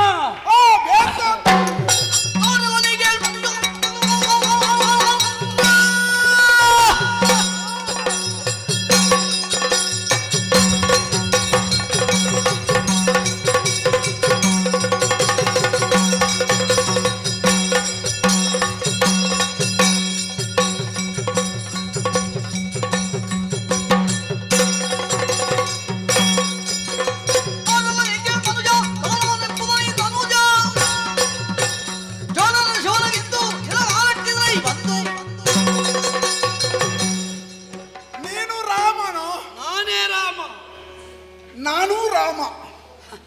ಯಾವುದರಲ್ಲಿ? ನಿನಗೆ ಪ್ರತಿರಾಮ ಅಷ್ಟೇ ಅಲ್ಲ, ನಾನು ಸಿದ್ಧರಾಮ. ಯಾವುದನ್ನು ಮಾಡುವುದಕ್ಕೂ ನೆನಪಿಟ್ಟುಕೋ, ನಿನ್ನ ಧ್ವನಿ ಅಡಗಿಸುವುದಕ್ಕೆ ಹುಟ್ಟಿಕೊಂಡ ಪ್ರತಿರಾಮ. ಏನೇ ಹೇಳು, ನೀನು ಬೊಬ್ಬೆ ಹಾಕಬೇಕು. ನಿನ್ನಂತವರೆಲ್ಲ ಬೇಗ ಸಾಯಬಾರ್ದು. ಬೇಗ ಸತ್ರೆ ನಮಗೆ ನಷ್ಟ ಅಲ್ಲ. ಸಾಯುವ ವಿಚಾರ ಅಲ್ಲ. ನಾನು ಗೌರವ ಕೊಡ್ತೇನೆ ಮನಸ್ಸಿನೊಳಗೆ ಇಬ್ಬರಿಗೆ ಮಾತ್ರ. ಯಾರಿಗೆ? ಒಬ್ಬ ನರೇಂದ್ರನಿಗೆ. ಅದು ಸಾರ್ವತ್ರಿಕವಾಗಿ ಅಲ್ಲ, ಹೃದಯದಲ್ಲಿ. ಚಕ್ರವರ್ತಿ ದಶರಥನಿಗೆ. ಆ ನರಪತಿ ನರೇಂದ್ರ, ಅವನ ಎದುರು ನಮ್ಮದು ಏನು ನಡೆಯುವುದಿಲ್ಲ. ಸುಮ್ಮನೆ ನಾವು ಹೇಳುವುದಷ್ಟೇ. ಅವ ಒಬ್ಬ ಇದ್ದದ್ದರಿಂದ ನೀವು ಹೀಗೆ ಇದ್ದೀರಿ, ಇಲ್ಲದಿದ್ರೆ ಎಲ್ಲ ಬದಲಿಸ್ತಾ ಇದ್ದೀರಿ. ಇನ್ನೊಬ್ಬನಿಗೆ ಗೌರವ ಕೊಡ್ತೇನೆ. ನಿಮ್ಮ ವಂಶಜ ಆದಿತ್ಯ, ಅವನಾಥ ಇಡೀ ಜಗತ್ತಿಗೆ ನಾಥ. ಆದಿತ್ಯನಾಥ ಅವ ಯೋಗಿಯಾಗಿ ಬಂದ್ರೆ ಮುಂದಕ್ಕೆ ನರೇಂದ್ರ ಅಥವಾ ಆದಿತ್ಯ ಯೋಗಿಗೆ ಮಾತ್ರ ನನ್ನ ಗೌರವ. ನಾವು ಅಪೇಕ್ಷೆ ಪಡುವುದು ಅದೇ. ಯಾರು ಭೋಗಿಯಲ್ವೋ, ಯಾರು ತನ್ನ ಕುಟುಂಬಕ್ಕೆ ಬೇಕಾದ್ದನ್ನು ಮಾಡಿಡುವುದಿಲ್ವೋ, ಯಾರು ಸರ್ವಸ್ವವು ರಾಷ್ಟ್ರಕ್ಕಾಗಿ ಎನ್ನುವ ತ್ಯಾಗ ಮನೋಭಾವನೆ ಇದ್ದಾನೋ ಅಂತಹ ಯೋಗಿ ಸಮಾನನಾದವನೇ ತ್ಯಾಗಭೂ ಇಷ್ಟವಾದ ಭರತ ಭೂಮಿಯನ್ನಾಳಬೇಕು ಎನ್ನುವುದೇ ನಮ್ಮ ಅಪೇಕ್ಷೆ. ವೇದಿಕೆ ಉಂಟಲ್ಲ, ವೇದಿಕೆ ಉಳಿಸಿಕೊಳ್ಳುವುದಕ್ಕೆ ನೋಡಿ ಮೊದಲು, ಮತ್ತೆ ಎಲ್ಲವೂ. ನಾವೀಗ ಪ್ರಬಲರಾಗಿದ್ದೇವೆ. ನಮ್ಮನ್ನು ನೀವು ಭಯೋತ್ಪಾದಕರು ಅಂತ ಹೇಳಿ, ವಿಚಿತ್ರಕಾರಕರು ಅಂತ ಹೇಳಿ, ಸಮಾಜ ಕಂಟಕರು ಅಂತ ಹೇಳಿ, ಏನೇ ಇರಲಿ, ಬಾಹ್ಯ ಬೆಂಬಲ ನಮಗೆ ಇರುವಷ್ಟು ನಿಮಗೆ ಇಲ್ಲವೇ ಇಲ್ಲ. ನಿಮ್ಮದು ಎದುರಿಗಿಲ್ಲ, ಎಲ್ಲ ಹಿಂದಿನಿಂದಲೇ ಅಂತ ನಮಗೆ ಗೊತ್ತಾಗಿದೆ. ಅದನ್ನೇ ರಾಜಕೀಯ ರಾಜಕಾರಣ ಅಂತ ಹೇಳುದು. ಅದನ್ನೆಲ್ಲ ಸಂಪೂರ್ಣ ಬಳಸಿಕೊಂಡಿದ್ದೇವೆ ನಾವು. ನೀವು ಬೆಳ್ಳಗಿದ್ದದ್ದನ್ನು ಹಾಲು ಅಂತ ಭಾವಿಸ್ತೀರಿ, ನಾವು ಹಾಗಲ್ಲ. ವಿಷವನ್ನು ಪ್ರತ್ಯೇಕಿಸಿ ನೋಡ್ತೇವೆ. ನಮ್ಮ ವಿರುದ್ಧವಾಗಿ ಯಾರೇ ಧ್ವನಿ ಎತ್ತಲಿ ಅವರನ್ನು ಮೊದಲು ಬೆದರಿಕೆ ಒಡ್ಡುವುದು, ಅದಕ್ಕೆ ಬಗ್ಗದಿದ್ದಲ್ಲಿ ಮತ್ತೆ ಏನಾದ್ರೂ ಕೈ ಬಿಸಿ ಮಾಡುವುದು ಇದು ನಮ್ಮಲ್ಲಿ ಪ್ರಚಲಿತದಲ್ಲಿದೆ. ಈ ಪದ್ಧತಿಯನ್ನು ತಕ್ಷಣ ನಿಲ್ಲಿಸೋದಕ್ಕೆ ನಿಮ್ಮಿಂದ ಸಾಧ್ಯ ಇಲ್ಲ. ಇನ್ನು ಕೆಲವು ವರ್ಷ ಬೇಕಾಗಿತ್ತು. ಪ್ರಯತ್ನ ನಿಮ್ಮದಾಗಲಿ, ಕಾರ್ಯ ನಮ್ಮದಾಗ್ತದೆ. ನೀನು ಶರಣಾಗ್ತೀಯ ಅಲ್ಲ, ನಿನ್ನನ್ನು ಇಲ್ಲದಾಗಿಸುವಾಗ ಒಮ್ಮೆಲೆ ಈಜುವುದಕ್ಕಾಗುವುದಿಲ್ಲ. ಈಜು ಕಲಿಯಬೇಕು ಅಂತಿದ್ರೆ ನೀರಿಗೆ ಇಳಿಯಲೇಬೇಕು. ನೀರಿಗೆ ಇಳಿದಿದ್ದೇವೆ, ಇನ್ನು ನಮ್ಮ ಜಯ ಏನು ಬಲ್ಲೆಯ?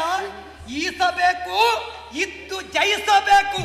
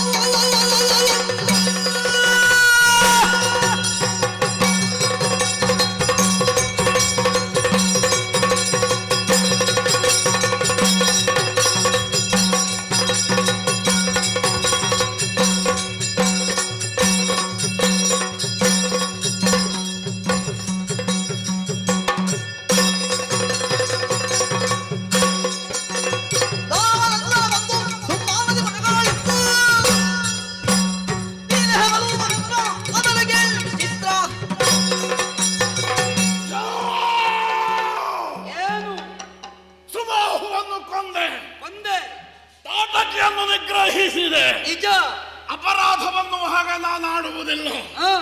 ಆದರೆ ನೀನು ಎಸಗಿದ ಮಹತ್ತರವಾದ ಅಪರಾಧ ಏನು? ತಾಟಕಿ ದೇವಿಯನ್ನು ಹೆಣ್ಣೆಂಬ ಹಾಗೆ ಪರಿಗಣಿಸದೆ ಸ್ತ್ರೀವಧೆಯನ್ನು ಮಾಡಿದೆ. ಯಾಕೆ ಹೇಳು? ಕಾರಣ ಉಂಟು.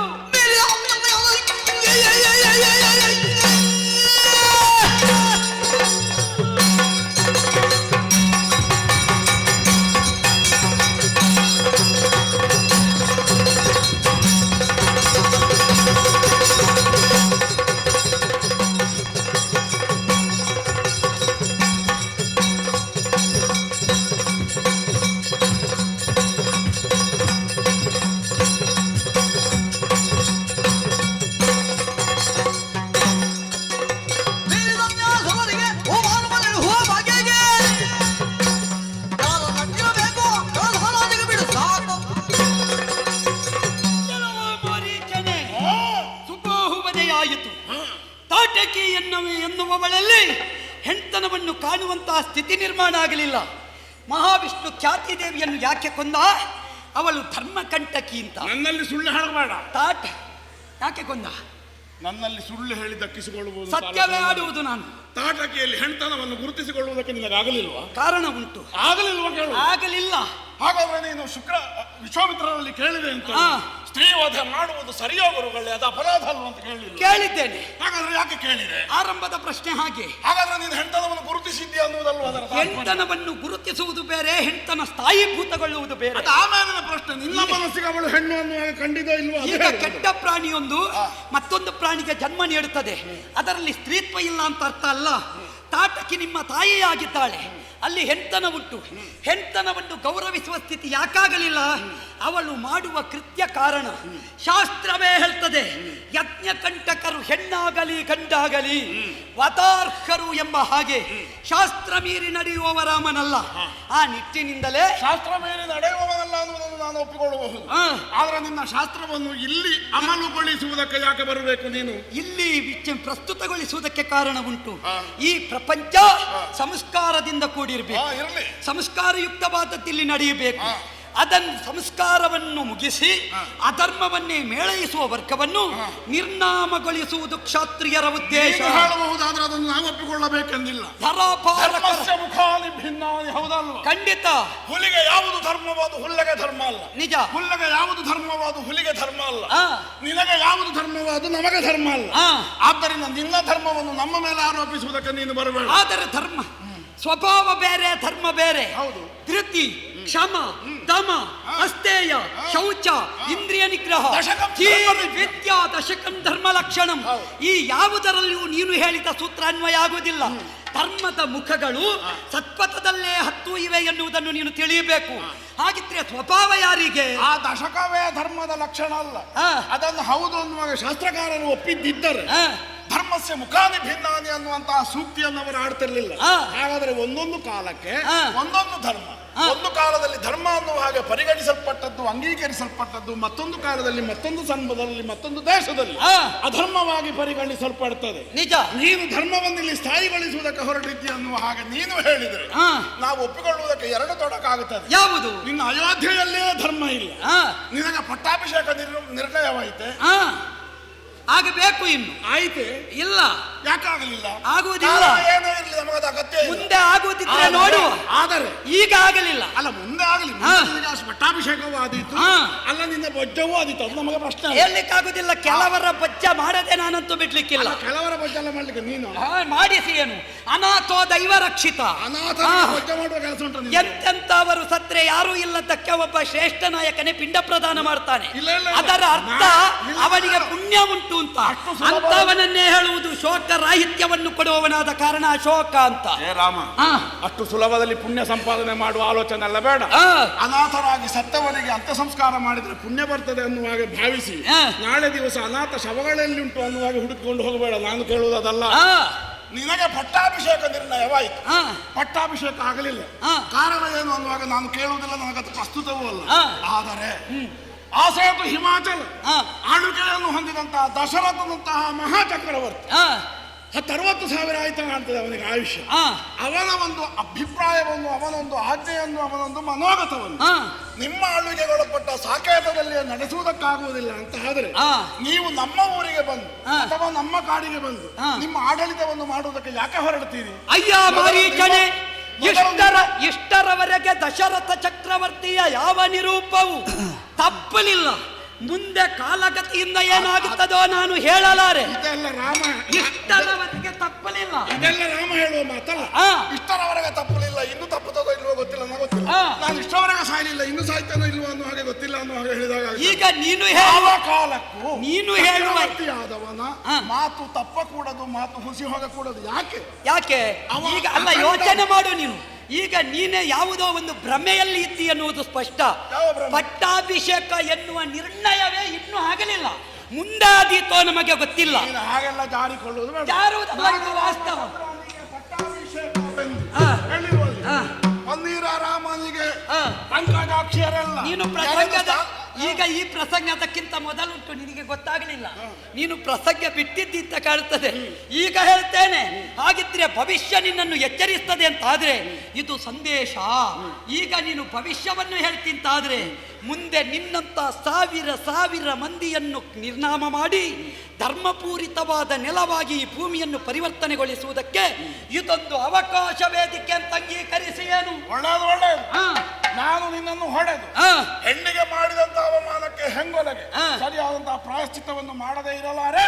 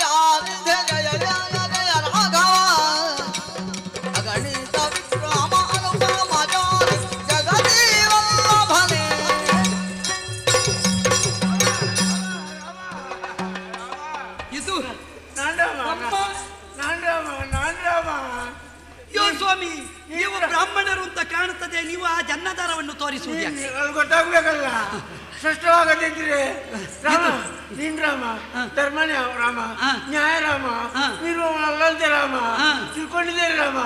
ರಾಮ ರಾಮ ಮರೆಯ ಮಮತೆಯಿಂದಲಿ ಕಾಯುವ ತಿರುಳು ನಿನ್ನಾದು ದೇವ ಬಿಡದೆಯಲ್ಲದು. ಜಯ ಜಯ ಜಯ ರಾಘವ. ಜಯ ರಾಮ ಜಯ ಜಯ ರಾಮ. ಗುರುಗಳೇ, ರಾಮ ರಾಮ. ಈಗ ಇದು ಬ್ರಾಹ್ಮಣರ ಹಾಗೆ ಕಾಣ್ತದ? ರಾಮ ರಾಮ ಅಲ್ಲ, ಹೇಳಲಿಕ್ಕಾಗುದಿಲ್ಲ. ಯಾಕಂದ್ರೆ ವಾಮಕರ್ಮಾದಿ ದೋಷಗಳು ತಿರುಗಿ ಬಡಿದ್ರೆ ಹೀಗೆಲ್ಲ ಹುಟ್ಟುವ ಕ್ರಮ ಉಂಟು. ರಾಮ ಎಲ್ಲಿಯಾದ್ರೂ ಪ್ರೇತಂ ಭಟ್ಟ ಇರಬಹುದು. ರಾಮ ರಾಮ ಏನ್ ಮಾತಾಡ್ತೀರಿ ನನಗೆ ಗೊತ್ತಾಗುದಿಲ್ಲ. ಜೀವ ಬದುಕ್ಬೇಕಪ್ಪ, ಜೀವದಾನ ಬೇಕು, ಬದುಕಬೇಕು, ಬದುಕಬೇಕು. ಮರೆಯಕೋರು ಬಿಡೋಣಲ್ಲಂತೆ. ಬ್ರಾಹ್ಮಣ್ಯಕ್ಕೆ ವಿರೋಧ ಆಡುವುದಿಲ್ಲ. ನಿಮಗೆ ಜೀವ ರಕ್ಷೆ ಇದೆ. ಎಂದ ನಿಶಿಚರನಗಾರುದ ನಂಬುದನೆಂದಲ ಕೌಶಿಕ ಮುನಿನಾಥ ನಂಬದಿರುವ ಭೂಧುರನಲ್ಲೊಳನೆ ಮುಪ್ಪಿದಿರವು.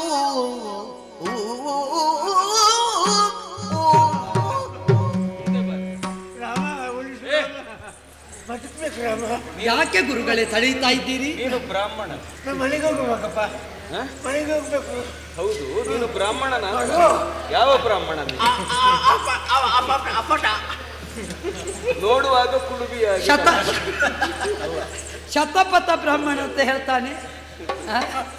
ಹಾಗೆಂದ್ರೆ ಎಂತದ್ದು ಅಂತ ಗೊತ್ತುಂಟದೆ? ಅಯ್ಯೋ ಅಯ್ಯೋ ಏನು ಮಂತ್ರ. ರಾಮ, ಗುರುಗಳೇ ಮೋಸ ಹೋಗಬೇಡ. ಎಂತೆಂತ ಮೋಸಗಾರರಿದ್ದಾರೆ. ಉದಪ್ಪ ಯಾವ್ಯಾವ ರೂಪದಲ್ಲಿ ಬರ್ತಾರೆ, ಯಾವ್ಯಾವ ವೇಷದಲ್ಲಿ ಬರ್ತಾರೆ ಅಂತ ಹೇಳಲಿಕ್ಕೆ ಆಗೋದಿಲ್ಲ. ವೇಷ ಬ್ರಾಹ್ಮಣ ಅಲ್ಲ ಇವ, ಇದು ಬ್ರಾಹ್ಮಣ ವೇಷ. ಆದ್ದರಿಂದ ಇವನಿಗೆ ಶಿಕ್ಷೆ ನೀನು ನೀಡಲೇಬೇಕು. ಗುರುವರಿಯ ಬ್ರಾಹ್ಮಣ ವೇಷ ಮಾಡಿದ್ದಾನೆ. ಒಂದು ಗುರುಗಳೇ, ಯಾರಾದ್ರೂ ಅಪರೂಪಕ್ಕೆ ವೇಷ ಮಾಡ್ತಾರೆ ಅಂತ ಆದ್ರೆ ಅವರನ್ನು ವೇಷ ಮಾಡಿಕೊಳ್ಳಿಕ್ಕೆ ಬಿಡಬಾರ್ದು. ಹೀಗೆ ಆಗುವುದು ನೋಡಿ. ಇದು ಯಾವಾಗೊಮ್ಮೆ ಬ್ರಾಹ್ಮಣ ವೇಷ ಮಾಡಿದ್ರೆ ಹೀಗೆ. ಅದು ಕೆಲವರಿಗೆ ಒಂದೊಂದು ವೇಷ ಮಾಡುವ ಚಟ. ಕೆಲವು ಪ್ರಚಾರಕ್ಕಾಗಿ ವೇಷ ಮಾಡುವುದು, ಇನ್ನು ಕೆಲವರು ಮೋಸ ಮಾಡ್ಲಿಕ್ಕೆ ಅಂತ ವೇಷ ಮಾಡುವುದು. ಇವನಿಗೆ ಬಹುಶಃ ಮೋಸ ಮಾಡ್ಲಿಕ್ಕೆ ವೇಷ ಮಾಡುವ. ಆದರೂ ಒಂದುಂಟು, ಮೋಸಗಾರಲ್ಲ. ಒಬ್ಬ ರಾಮನಂತಹವನೇ ವೇಷಧಾರಿಗೆ ಮರ್ಯಾದೆ ಮೌಲ್ಯ ಕೊಡ್ಲಿಲ್ಲ ಅಂತ ಆದ್ರೆ ನಾಳೆ ಸಮಾಜ ಕೊಟ್ಟೀತೋ ಗುರುಗಳೇ. ಇವನಿಗೆ ಮರ್ಯಾದೆ ಇಲ್ಲ ಬಿಡಿ, ಇವನ ವೇಷಕ್ಕೆ ಮರ್ಯಾದೆ ಉಂಟಲ್ಲ. ಮರ್ಯಾದೆ ಕೊಟ್ರೆ ಸಾಕ, ಅದನ್ನು ಉಳಿಸಿಕೊಳ್ಳಬೇಡುವ. ಆದರೆ ಕೊಟ್ಟದ್ದು ದುರುಪಯೋಗವಾಗಕೂಡದು. ಒಂದು ನೆನಪಿಟ್ಟುಕೋ, ಸಿಗುತ್ತದೆ. ಅದಕ್ಕೆ ವೇಷ ಮಾಡು. ನೀನು ಸಿಗುವುದಕ್ಕಾಗಿ ವೇಷ ಮಾಡಬೇಡ, ಬದುಕುವುದಕ್ಕಾಗಿ ವೇಷ ಮಾಡು. ಬ್ರಾಹ್ಮಣ ವೇಷ ಮಾಡಿದ್ದಿ, ವೇಷದ ಪರಿಣಾಮದಲ್ಲಿ ಮುಂದೆ ಒಳ್ಳೆಯದಾಗಬೇಕು. ವೇಷ ಮಾಡಿ ವೇದಿಕೆಗೆ ಹೋಗಿ ಆದರ್ಶದ ಭಾಷೆ ಆಡಿದ್ರೆ ಸಾಲದು. ಆದರ್ಶದ ಭಾಷೆ ಆಡಿದವ ನಿಜ ಜೀವನದಲ್ಲಿಯೂ ಅದನ್ನು ಆಚರಣೆಯಲ್ಲಿ ತೋರಿಸಿದಾಗ ಮಾತ್ರ ಆದರ್ಶವಾದ ಬದುಕಿನ ಸೃಷ್ಟಿಯಾಗುತ್ತದೆ. ಅದು ನಿನ್ನಿಂದ ಆಗುತ್ತದೆ ಅಂತಾದ್ರೆ ಬದುಕು ಕೊಡುತ್ತೇನೆ ಗುರುಗಳೇ. ಯಾರು ಈ ಪ್ರಪಂಚದಲ್ಲಿ ಬದುಕಬೇಕು ಗೊತ್ತಾ? ಬದುಕಲಿಕ್ಕೆ ತಿಳಿದಿರುವವರು ಬದುಕಬೇಕು. ಬದುಕಲಿಕ್ಕೆ ಗೊತ್ತಿಲ್ಲ ಅಂತ ಆದ್ರೆ ಅವರು ಸಾಯಲೇಬೇಕು. ಇವನಿಗೆ ಬದುಕಲಿಕ್ಕೆ ಗೊತ್ತಿಲ್ಲ, ಆದ್ದರಿಂದಲೇ ಬೇಡದು ಮಾಡಿದ್ದಾರೆ. ಈಗ ಹೇಗಾದರೂ ಬದುಕುವ ಅಂತ ಹೊರಟಿದ್ದಾರೆ. ಇವ ಯಾರು ಅಂತ ಸ್ಪಷ್ಟ ನಾನು ಆಗ ಒಬ್ಬ ಬಂದ ಅಲ್ಲ, ಮಾರೀಚ. ಹೌದು, ವೇಷ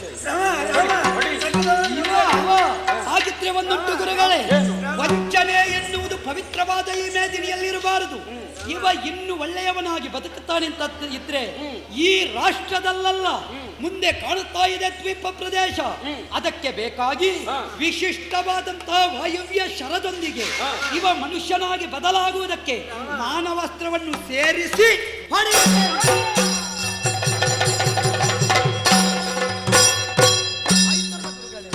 ಇಲ್ಲಿಗೆ ಸಿದ್ಧಾಶ್ರಮ ಪಾವನವಾಯಿತು.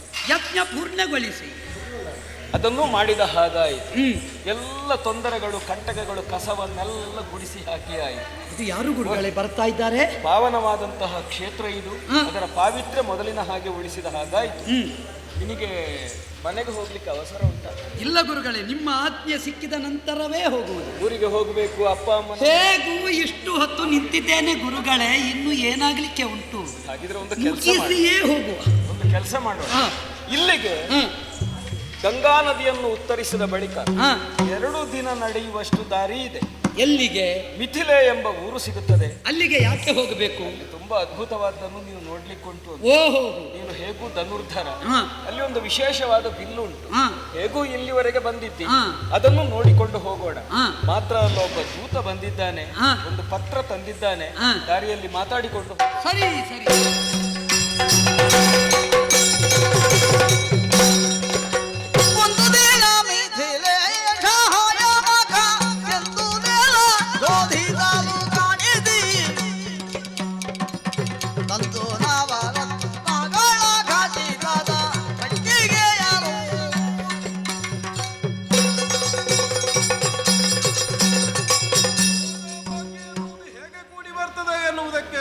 ನಿದರ್ಶನ ಎನ್ನುವ ಹಾಗೆ ಜನಕನ ಜೀವನ. ಹೌದೊಡೆಯ, ಮಕ್ಕಳಿಲ್ಲದೆ ಚಿಂತಾಕ್ರಾಂತನಾದ ನನಗೆ ಭುವಿಯ ಮೂಲಕವಾಗಿ ದೊರಕಿದವನು ಜಾನಕಿ. ಹೌದು, ಸೀತೆ ಎನ್ನುವ ಹೆಸರನ್ನು ನಾವು ಇರಿಸಿದವರು. ಅವಳಿಗೊಂದು ಸ್ವಯಂವರ ಮಾಡಬೇಕು ಎನ್ನುವಂತ ಉದ್ದೇಶವನ್ನು ನಾವು ಹೊಂದಿದ್ದೇವೆ. ಇದುವೇ ಸುಸಂದರ್ಭ ಅಂತ ಭಾವಿಸಿದ್ದೇವೆ. ವಂಶಾವಳಿಯಿಂದ ದೊರೆತಂತಹ ಪುಣ್ಯತಮವಾದಂತಹ ಶಿವಧನುಸನ್ನು ಎದೆಯೇರಿಸಿದವನಿಗೆ ಮಗಳನ್ನು ಕೊಡುವುದು ಅಂತ ತೀರ್ಮಾನ ಆಗಿದೆ. ಅದರಂತೆ ದೇಶಾಧಿಪರಿಗೆಲ್ಲ ಒಲೆಯನ್ನು ಹೋಗಿದೆ ಬರಬೇಕಿತ್ತು. ಬರ್ತಾ ಇದ್ದಾರೆ.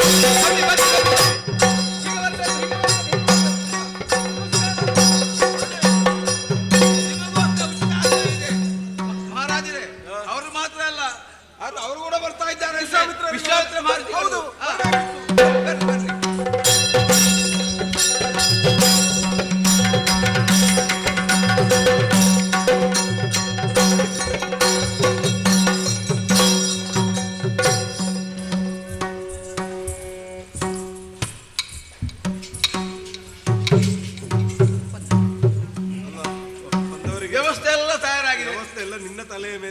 ನನ್ನ ತಲೆ ಮೇಲೆ ಅಂದ್ರೆ ಹಾಗೆ ವ್ಯವಸ್ಥೆ ಪ್ರತ್ಯೇಕವಾಗಿ ಹೇಳಬೇಕಂತ ಅಗತ್ಯ ಇಲ್ಲ. ಮೊದಲೇ ಪ್ರಚಾರ ಮಾಡಿದ್ದೇವೆ. ಆದ್ದರಿಂದ ನಿಮ್ಮ ನಿಮ್ಮ ಪೌರುಷ ಎಷ್ಟೇ ಎಂಬುದು ಈಗ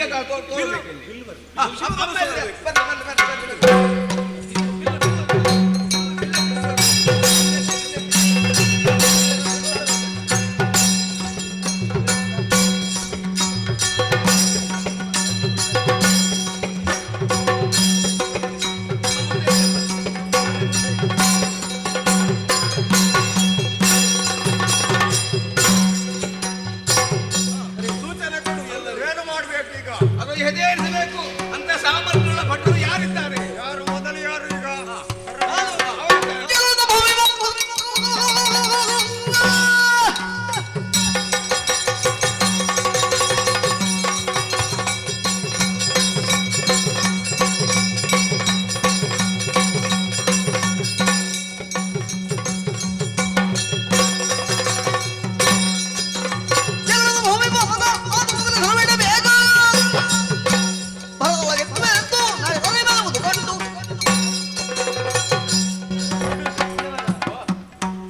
ಈಗ ಅದನ್ನು ನಿಮ್ಮ ಸಾಮರ್ಥ್ಯ ಎಷ್ಟು ಈಗ ಗೊತ್ತಾಗಬೇಕು. ಸಾಮರ್ಥ್ಯ? ಹೌದೌದು. ಈ ಬಿಲ್ಲ ಇದೆ, ಮತ್ತೆ ಬೇರೆ ಇಲ್ಲ. ಸತ್ಯ ಹೇಳ್ತೇನೆ, ಬಿಲ್ಲು ನಮ್ಮದು. ಬಿಲ್ಲು ನಮ್ಮದು. ಇದೆಲ್ಲ ಆಗ್ಲಿಕ್ಕಿಲ್ಲ. ಹಾಗಾದ್ರೆ ಹೋಗಿ ಮಾರೇ. ನಾನು ಸುಮ್ಮನೆ ಬಂದು ಮತ್ತೆ ಸುಮ್ಮನೆ ಹಾಗೆ ಹೋಗಬೇಡಿ. ಅಲ್ಲಿ ಊಟ ಉಂಟು. ಪಾಯಸ ಉಂಟಾ? ಪಾಯಸ ಉಂಟು. ಅಯ್ಯೋ,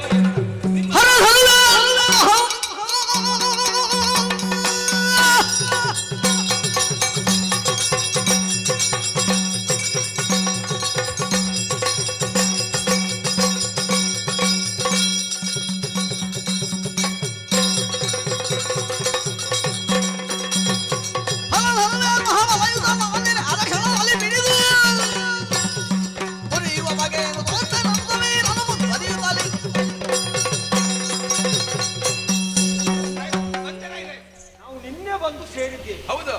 ಏನು ಮಾರ ಸಮಯದ ಅಭಾವ. ಈಗ ಕರೀತಾರೆ. ತುಂಬಾ ಒಂದು ಸೇರಿದೆ, ಎಲ್ಲರಿಗೂ ಅವಕಾಶ ಬೇಕಲ್ಲ. ಎತ್ತಲೇಬೇಕಾಗುತ್ತದೆ. ಬಂದು ಸೇರಿದೆ. ತಿನ್ನುವುದಕ್ಕೆ ಏನು ಇದುವರೆಗೂ ಕೊಡ್ಲಿಲ್ಲ. ನೀವು ತಿನ್ನಲಿಲ್ಲ, ಸ್ವಲ್ಪ ಕಡಿಮೆ ಆಗಿದೆ. ಅಲ್ಲಿ ಉಂಟು ಬೇಕಾ ತಿನ್ನಿ. ಇದು ಎತ್ತಲಿಕ್ಕೆ ನನ್ನಿಂದ ಆಗಿದ್ದು. ಹೌದಾ? ಆಗ ತಿನ್ನುದು ಮಾತ್ರ ಉಳಿದ ಹಿಡ್ಕೊಂಡು ಹೋಗಿ. ಹೌದಾ?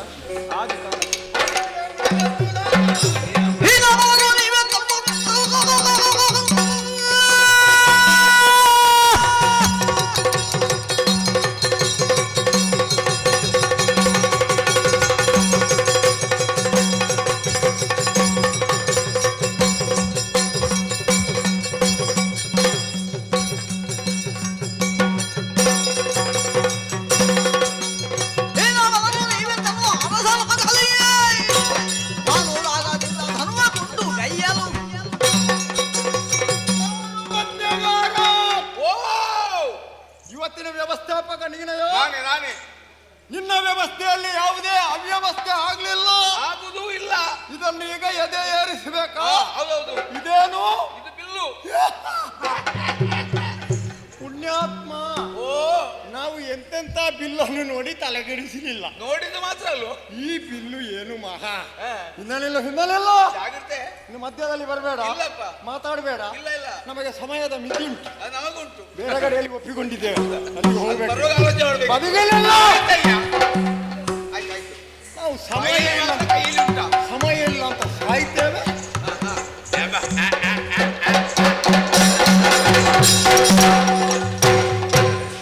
ಮತ್ತೊಂದು ಸಲ ಪ್ರಯತ್ನ ಮಾಡುವುದಿಲ್ಲ ನಾನು, ಬೇಡ. ವ್ಯರ್ಥ ಪ್ರಯತ್ನ. ಈಗೇನಾಯ್ತು? ಅಲ್ಲ, ಇದು ಬಿಲ್ಲ ಕಲ್ಲ. ಬಿಲ್ಲು ಬಿಲ್ಲೆ ಬಿಡು. ಇಷ್ಟುದ್ದ ಮಾತಾಡಿದ್ದೀರಿ. ನಮ್ಮಿಂದ ಈ ಬಿಲ್ಲನ್ನು ಎತ್ತುವುದಕ್ಕೆ ಆಗ್ಲಿಲ್ಲ, ಬ್ರಹ್ಮಚಾರಿ ಆಗ್ತೇನೆ. ಅದಕ್ಕೆ ಇದಕ್ಕೆ ಏನು ಸಂಬಂಧ ಮಾಡಿದ್ರೆ? ಬೇರೆ ಹೆಣ್ಣು ಸಿಕ್ಕಿದ್ರೆ ಮದುವೆ ಆಗ್ತೇನೆ ಅಂತ. ಅದು ನಿಮಗೆ ಹೆಣ್ಣು ಬಿಲ್ಲು ಎತ್ತಿದ್ರಲ್ವ ಇವಳು ಮದುವೆ ಆಗೋದು. ಹೌದೌದು. ಹಾಗಾಗಿ ಬೇಡ, ಬಿಡು. ಆಯ್ತು. ಊಟ ಎಲ್ಲಿ? ಊಟವೂ ಅಲ್ಲಿ ಹೋಗಿ. ಫಲಹಾರ ಉಂಟಾ? ಅದು ಬಿಡಬೇಡಿ, ಹೋಗಿ. ಸುತೆಯ ಪರಿಣಯಕ್ಕಾಗಿ ಸರಿ ಸಮಾನ ಸರಾದ ಚಿತಿ ಬರೆದು ಭುಜ ಬಲಯುತನಾಗಿ ಸದಿಪ್ಪ ಅತುಳಲಿ ಕ್ಷಾಯಂತು ಬಹಳಿಂಬಲಿ.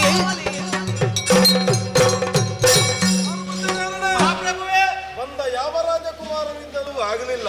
ಎಲ್ಲ ಈ ಮಧ್ಯೆ ಹೇಳಿಕೆ ಇಲ್ಲದೆ ಬಂದವನೊಬ್ಬನಿದ್ದ, ದಶಕಂಠ. ಹೌದು, ಅವನು ಬಿದ್ದು ಹೊರನಾಡಿದ. ಹೌದು, ಎಂತೆಂತಹ ಸ್ಥಿತಿಯಾಗಿ ಹೋಯಿತು. ಹೌದು, ನನ್ನ ಮಗಳಿಗೆ ಒಂದು ಮದುವೆ ಮಾಡಬೇಕು ಅಂತ ನಾನು ನಿರ್ಣಯ ಮಾಡಿದ್ರೆ ಆಗ್ಲಿಲ್ವಲ್ಲ.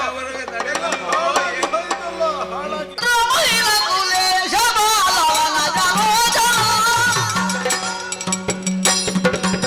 ರಾಯರೆಲ್ಲ ಬಂದು ಧನುವಿಗೆ ರಾಗಿ ಹೋದರು.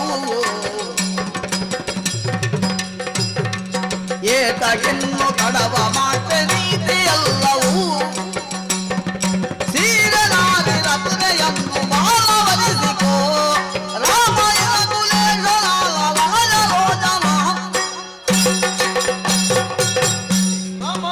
ಗುರುವರಿಯ ಪ್ರಯತ್ನ ಮಾಡು. ಅರ್ಥ ಮಾಡಿಕೊಂಡೆ. ಸರಿ. ಬಂದರು ದೇವರ ದೇವ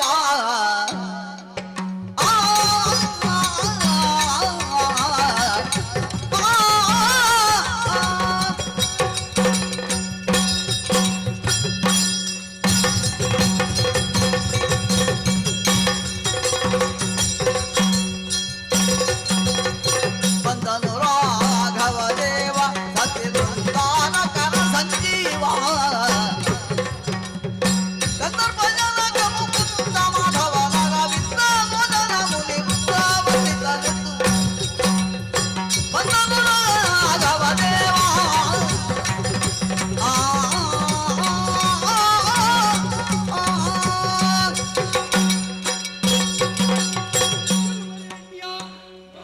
ವಿದ್ವದ್ವಿಚ್ಛಣ ಪರಿವೇಷ್ಟಿತವಾದ ಸಭೆ, ಮಕುಟಪತಿಗಳದೆಷ್ಟೋ ಮಂದಿ ನೆರೆದ ಸಭೆ, ಜ್ಞಾನ ನಿಧಿಯಾದ ಸೀರಧ್ವಜ ಜನಕ ನೆರಹಿದ ಸಭೆ. ಇಲ್ಲಿ ಪಣಕ್ಕಿಟ್ಟದ್ದು ಈ ಸುನಾಭ ನಾಮಕ ಧನುಸ್ಸನ್ನು ಎತ್ತುವವರಾರು ನಿಶಕ್ತರಾಗಿ ಹೋದರು ಗುರುಗಳೇ. ಬಹುಮಂದಿ ಇದ್ರು. ಈಗ ಆಸನ ಹೆಚ್ಚು ಕಾಣ್ತದೆ, ತಲೆ ಕಡಿಮೆ ಕಾಣ್ತದೆ. ಮೊದಲು ತಲೆ ಹೆಚ್ಚಿತ್ತು, ಆಸನ ಕಡಿಮೆ ಇತ್ತು. ಆರಂಭಕ್ಕೆ ತುಂಬಿರುತ್ತದೆ ಗುರುಗಳೇ, ಕೊನೆಗೆ ಇಷ್ಟಾದ್ರೂ ಉಂಟಲ್ಲ. ಮದುವೆಗೆ ಇಷ್ಟೇ ಜನ ಬೇಕು ಅಂತ ಮಿತಿ ಉಂಟು ಈಗ. ಸತ್ಯ.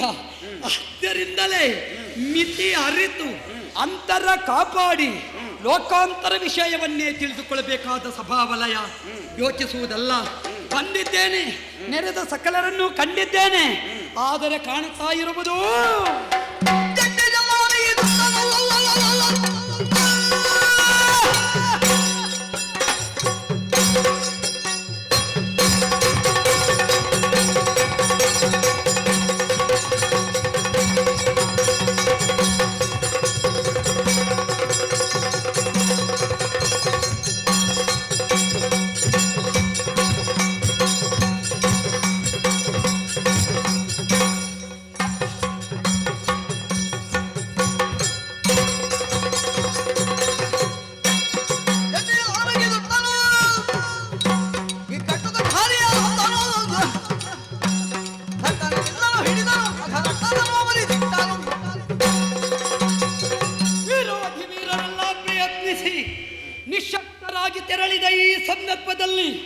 ವಸಿಷ್ಠ ವಿಶ್ವಾಮಿತ್ರರ ಕರಕಮಲ ಸಂಜಾತನಾಗಿ ಸಾಕೇತ ಪತಿಯ ಪ್ರಾತಿನಿಧ್ಯವನ್ನು ಹೊಂದಿ ಬಂದಿರುವಂತಹ ನಾನಾದರೂ ಎತ್ತಿಸಲೇಬೇಕು. ಪರಶಿವ ಕೊಟ್ಟ ಧನುಸ್ಸು. ಈ ಧನುವನ್ನು ಎತ್ತುವಲ್ಲಿ ಇದಕ್ಕೊಂದು ಮೌಲ್ಯ ಅಂತ ಉಂಟು, ಇತಿಹಾಸ ಇದೆ. ಖಂಡಿತ ವಿಷ್ಣು ಮತ್ತು ಶಿವನಿಗೆ ಹಿಂದೆ ಜಗಳವಾಯಿತು. ಯಾಕೆಂದ್ರೆ ಅವನ ಭಕ್ತರು ನನ್ನ ದೇವರ ಮೇಲೂ ಅಂತ ಜಗಳ ಆಡ್ಲಿಕ್ಕೆ ಆರಂಭ ಮಾಡಿದ್ರು. ನಿಜ. ಅದಕ್ಕೆ ಮಹಾವಿಷ್ಣು ಗ್ರಹ ನಕ್ಷತ್ರಗಳನ್ನೆಲ್ಲ ಅದರ ಸತ್ವವನ್ನು ಒಟ್ಟು ಮಾಡಿ ಒಂದು ಧನುಸ್ಸನ್ನು ಮಾಡಿದ, ಶಾರ್ಜ್ಞ ಧನುಸ್ಸು, ಶಾರ್ಂಗ. ಈ ಪರಮೇಶ್ವರ ಮೇರುಗಿರಿಯ ಸತ್ವವನ್ನು ಸೆಳೆದು ಧನುಸ್ಸನ್ನು ಮಾಡಿದ. ಯುದ್ಧ ಆಯಿತು, ಮತ್ತೆ ಎಲ್ಲರೂ ಸೇರಿ ಯುದ್ಧ ನಿಲ್ಲಿಸಿದರು. ವಿಷ್ಣು ಧನುಸ್ಸನ್ನು ತನ್ನ ಕೈಯಲ್ಲೇ ಇಟ್ಟುಕೊಂಡ ಬಳಿಕ ಪರಶುರಾಮನಿಗೆ ಕೊಟ್ಟ. ಈ ಧನುಸ್ಸು ಜನಕ ಮಹಾರಾಜ ಶಿವನ ಭಕ್ತನಾದ ಕಾರಣ ಅವನ ಪರಂಪರೆಗೆ ಬಂದು ಸೇರಿ. ಸರಿ. ಆದ ಕಾರಣ ಈ ಧನುಸ್ಸನ್ನು ಮುರಿಯಬೇಕಿದ್ರೆ ಪರಮೇಶ್ವರನಿಗಿಂತಲೂ ಹೆಚ್ಚು ಶಕ್ತಿ ಬೇಕು. ಪರಮೇಶ್ವರನಿಗೆ ಹೆಚ್ಚು ನಾನು ಅಂತ ಹೇಳುವುದಿಲ್ಲ, ಪರಮೇಶ್ವರ ಅನುಗ್ರಹಕ್ಕೆ ಪಾತ್ರನಿದ್ದೇನೆ ಎನ್ನುವುದನ್ನು ಆಡುತ್ತೇನೆ. ಇದನ್ನು ಎತ್ತುವಲ್ಲಿ ಪರಿಶುದ್ಧತೆ ಬೇಕು. ಜಟ್ಟಿ ಚಲ್ಲಣ ಬಿಗಿದುಟ್ಟಿದ್ದೇನೆ. ಮತ್ತೆ ಹುಡುಗಿಯೆಲ್ಲ ಸಿಕ್ಕುವುದು ಯೋಗ ಅಲ್ವ ರಾಮ? ನಿಜ. ಆದ್ದರಿಂದ ಮಾಡುವಂತ ಪ್ರಯತ್ನ ನೋಡೋಣ. ಕೊನೆಗಾದರೂ ಇದೊಂದು ಕಲ್ಯಾಣಕಾರಕವಾದ ಪ್ರಸಂಗ ಆಗುತ್ತದೆ ಅಂತ ಆದ್ರೆ ಪ್ರಯತ್ನ ಮಾಡುವುದಕ್ಕೆ ಸಿದ್ಧನಿದ್ದೇನೆ. ಇಂತಹ ಪವಿತ್ರವಾದ ಧನುಸ್ಸನ್ನು ಎತ್ತುವಲ್ಲಿ ಒಂದು ವೇಳೆ ಖಂಡನವಾಯಿತು ಅಂತಾದ್ರೆ ದೇವಪ್ರಸಾದ ಇದು. ನಾವು ಬಾಗಿಯೇ ಮುಂದುವರಿಯಬೇಕಲ್ಲ. ನೋಡಿದಿರೋ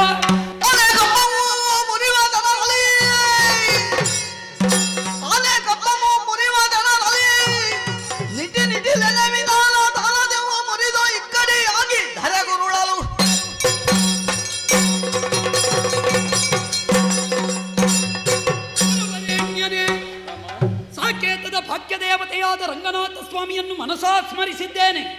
ತ್ರೈಮೂರ್ತಿಗಳನ್ನು ನುತಿಸಿದ್ದೇನೆ. ತ್ರೈಶಕ್ತಿಯರನ್ನು ಸ್ಮರಿಸಿಕೊಂಡಿದ್ದೇನೆ. ಆದಿಪರಾಶಕ್ತಿಯನ್ನು ಅರ್ಚಿಸಿದ್ದೇನೆ. ನನ್ನ ಬದುಕಿನ ವಿಜಯದಶಮಿ ಇದು ಅಂತ ಭಾವಿಸುತ್ತೇನೆ. ಅಲ್ಲ, ನನ್ನ ಬದುಕಿಗೊಂದು ಪಂಚಮಿ ಅಂತ ಯೋಚಿಸುತ್ತೇನೆ. ಪಂಚಮಂ ಕಾರ್ಯ ಸಿದ್ಧಿ. ಈ ಶುಭ ಕಾಲದಲ್ಲಿ ಈ ಪ್ರಕ್ರಿಯೆಗೆ ನನ್ನನ್ನು ನಾನು ತೊಡಗಿಸಿಕೊಳ್ಳುತ್ತೇನೆ. ಗುರು ಹಿರಿಯರಿಗೆ ನಮಿಸಿ, ಅಷ್ಟ ದಿಕ್ಪತಿಗಳಿಗೆ ಅಭಿವಂದಿಸಿ, ಗುಹ ಗಣೇಶಾದ್ಯರನ್ನು ಸ್ಮರಿಸಿ, ತವ ಪದಾಂಬುರುಹಕ್ಕೆ ಪಡಮಟ್ಟು ಹಿರಿಯರಾದ ಜ್ಞಾನನಿಧಿಗಳಾದ ಜನಕ ಮಹರ್ಷಿಗಳಿಗೆ ಕೈ ಮುಗಿದು ಗುರು ಹಿರಿಯರನ್ನು ಸ್ಮರಿಸಿ ಈ ಧನುರ್ದಂಡವನ್ನು ಎತ್ತುತ್ತೇನೆ.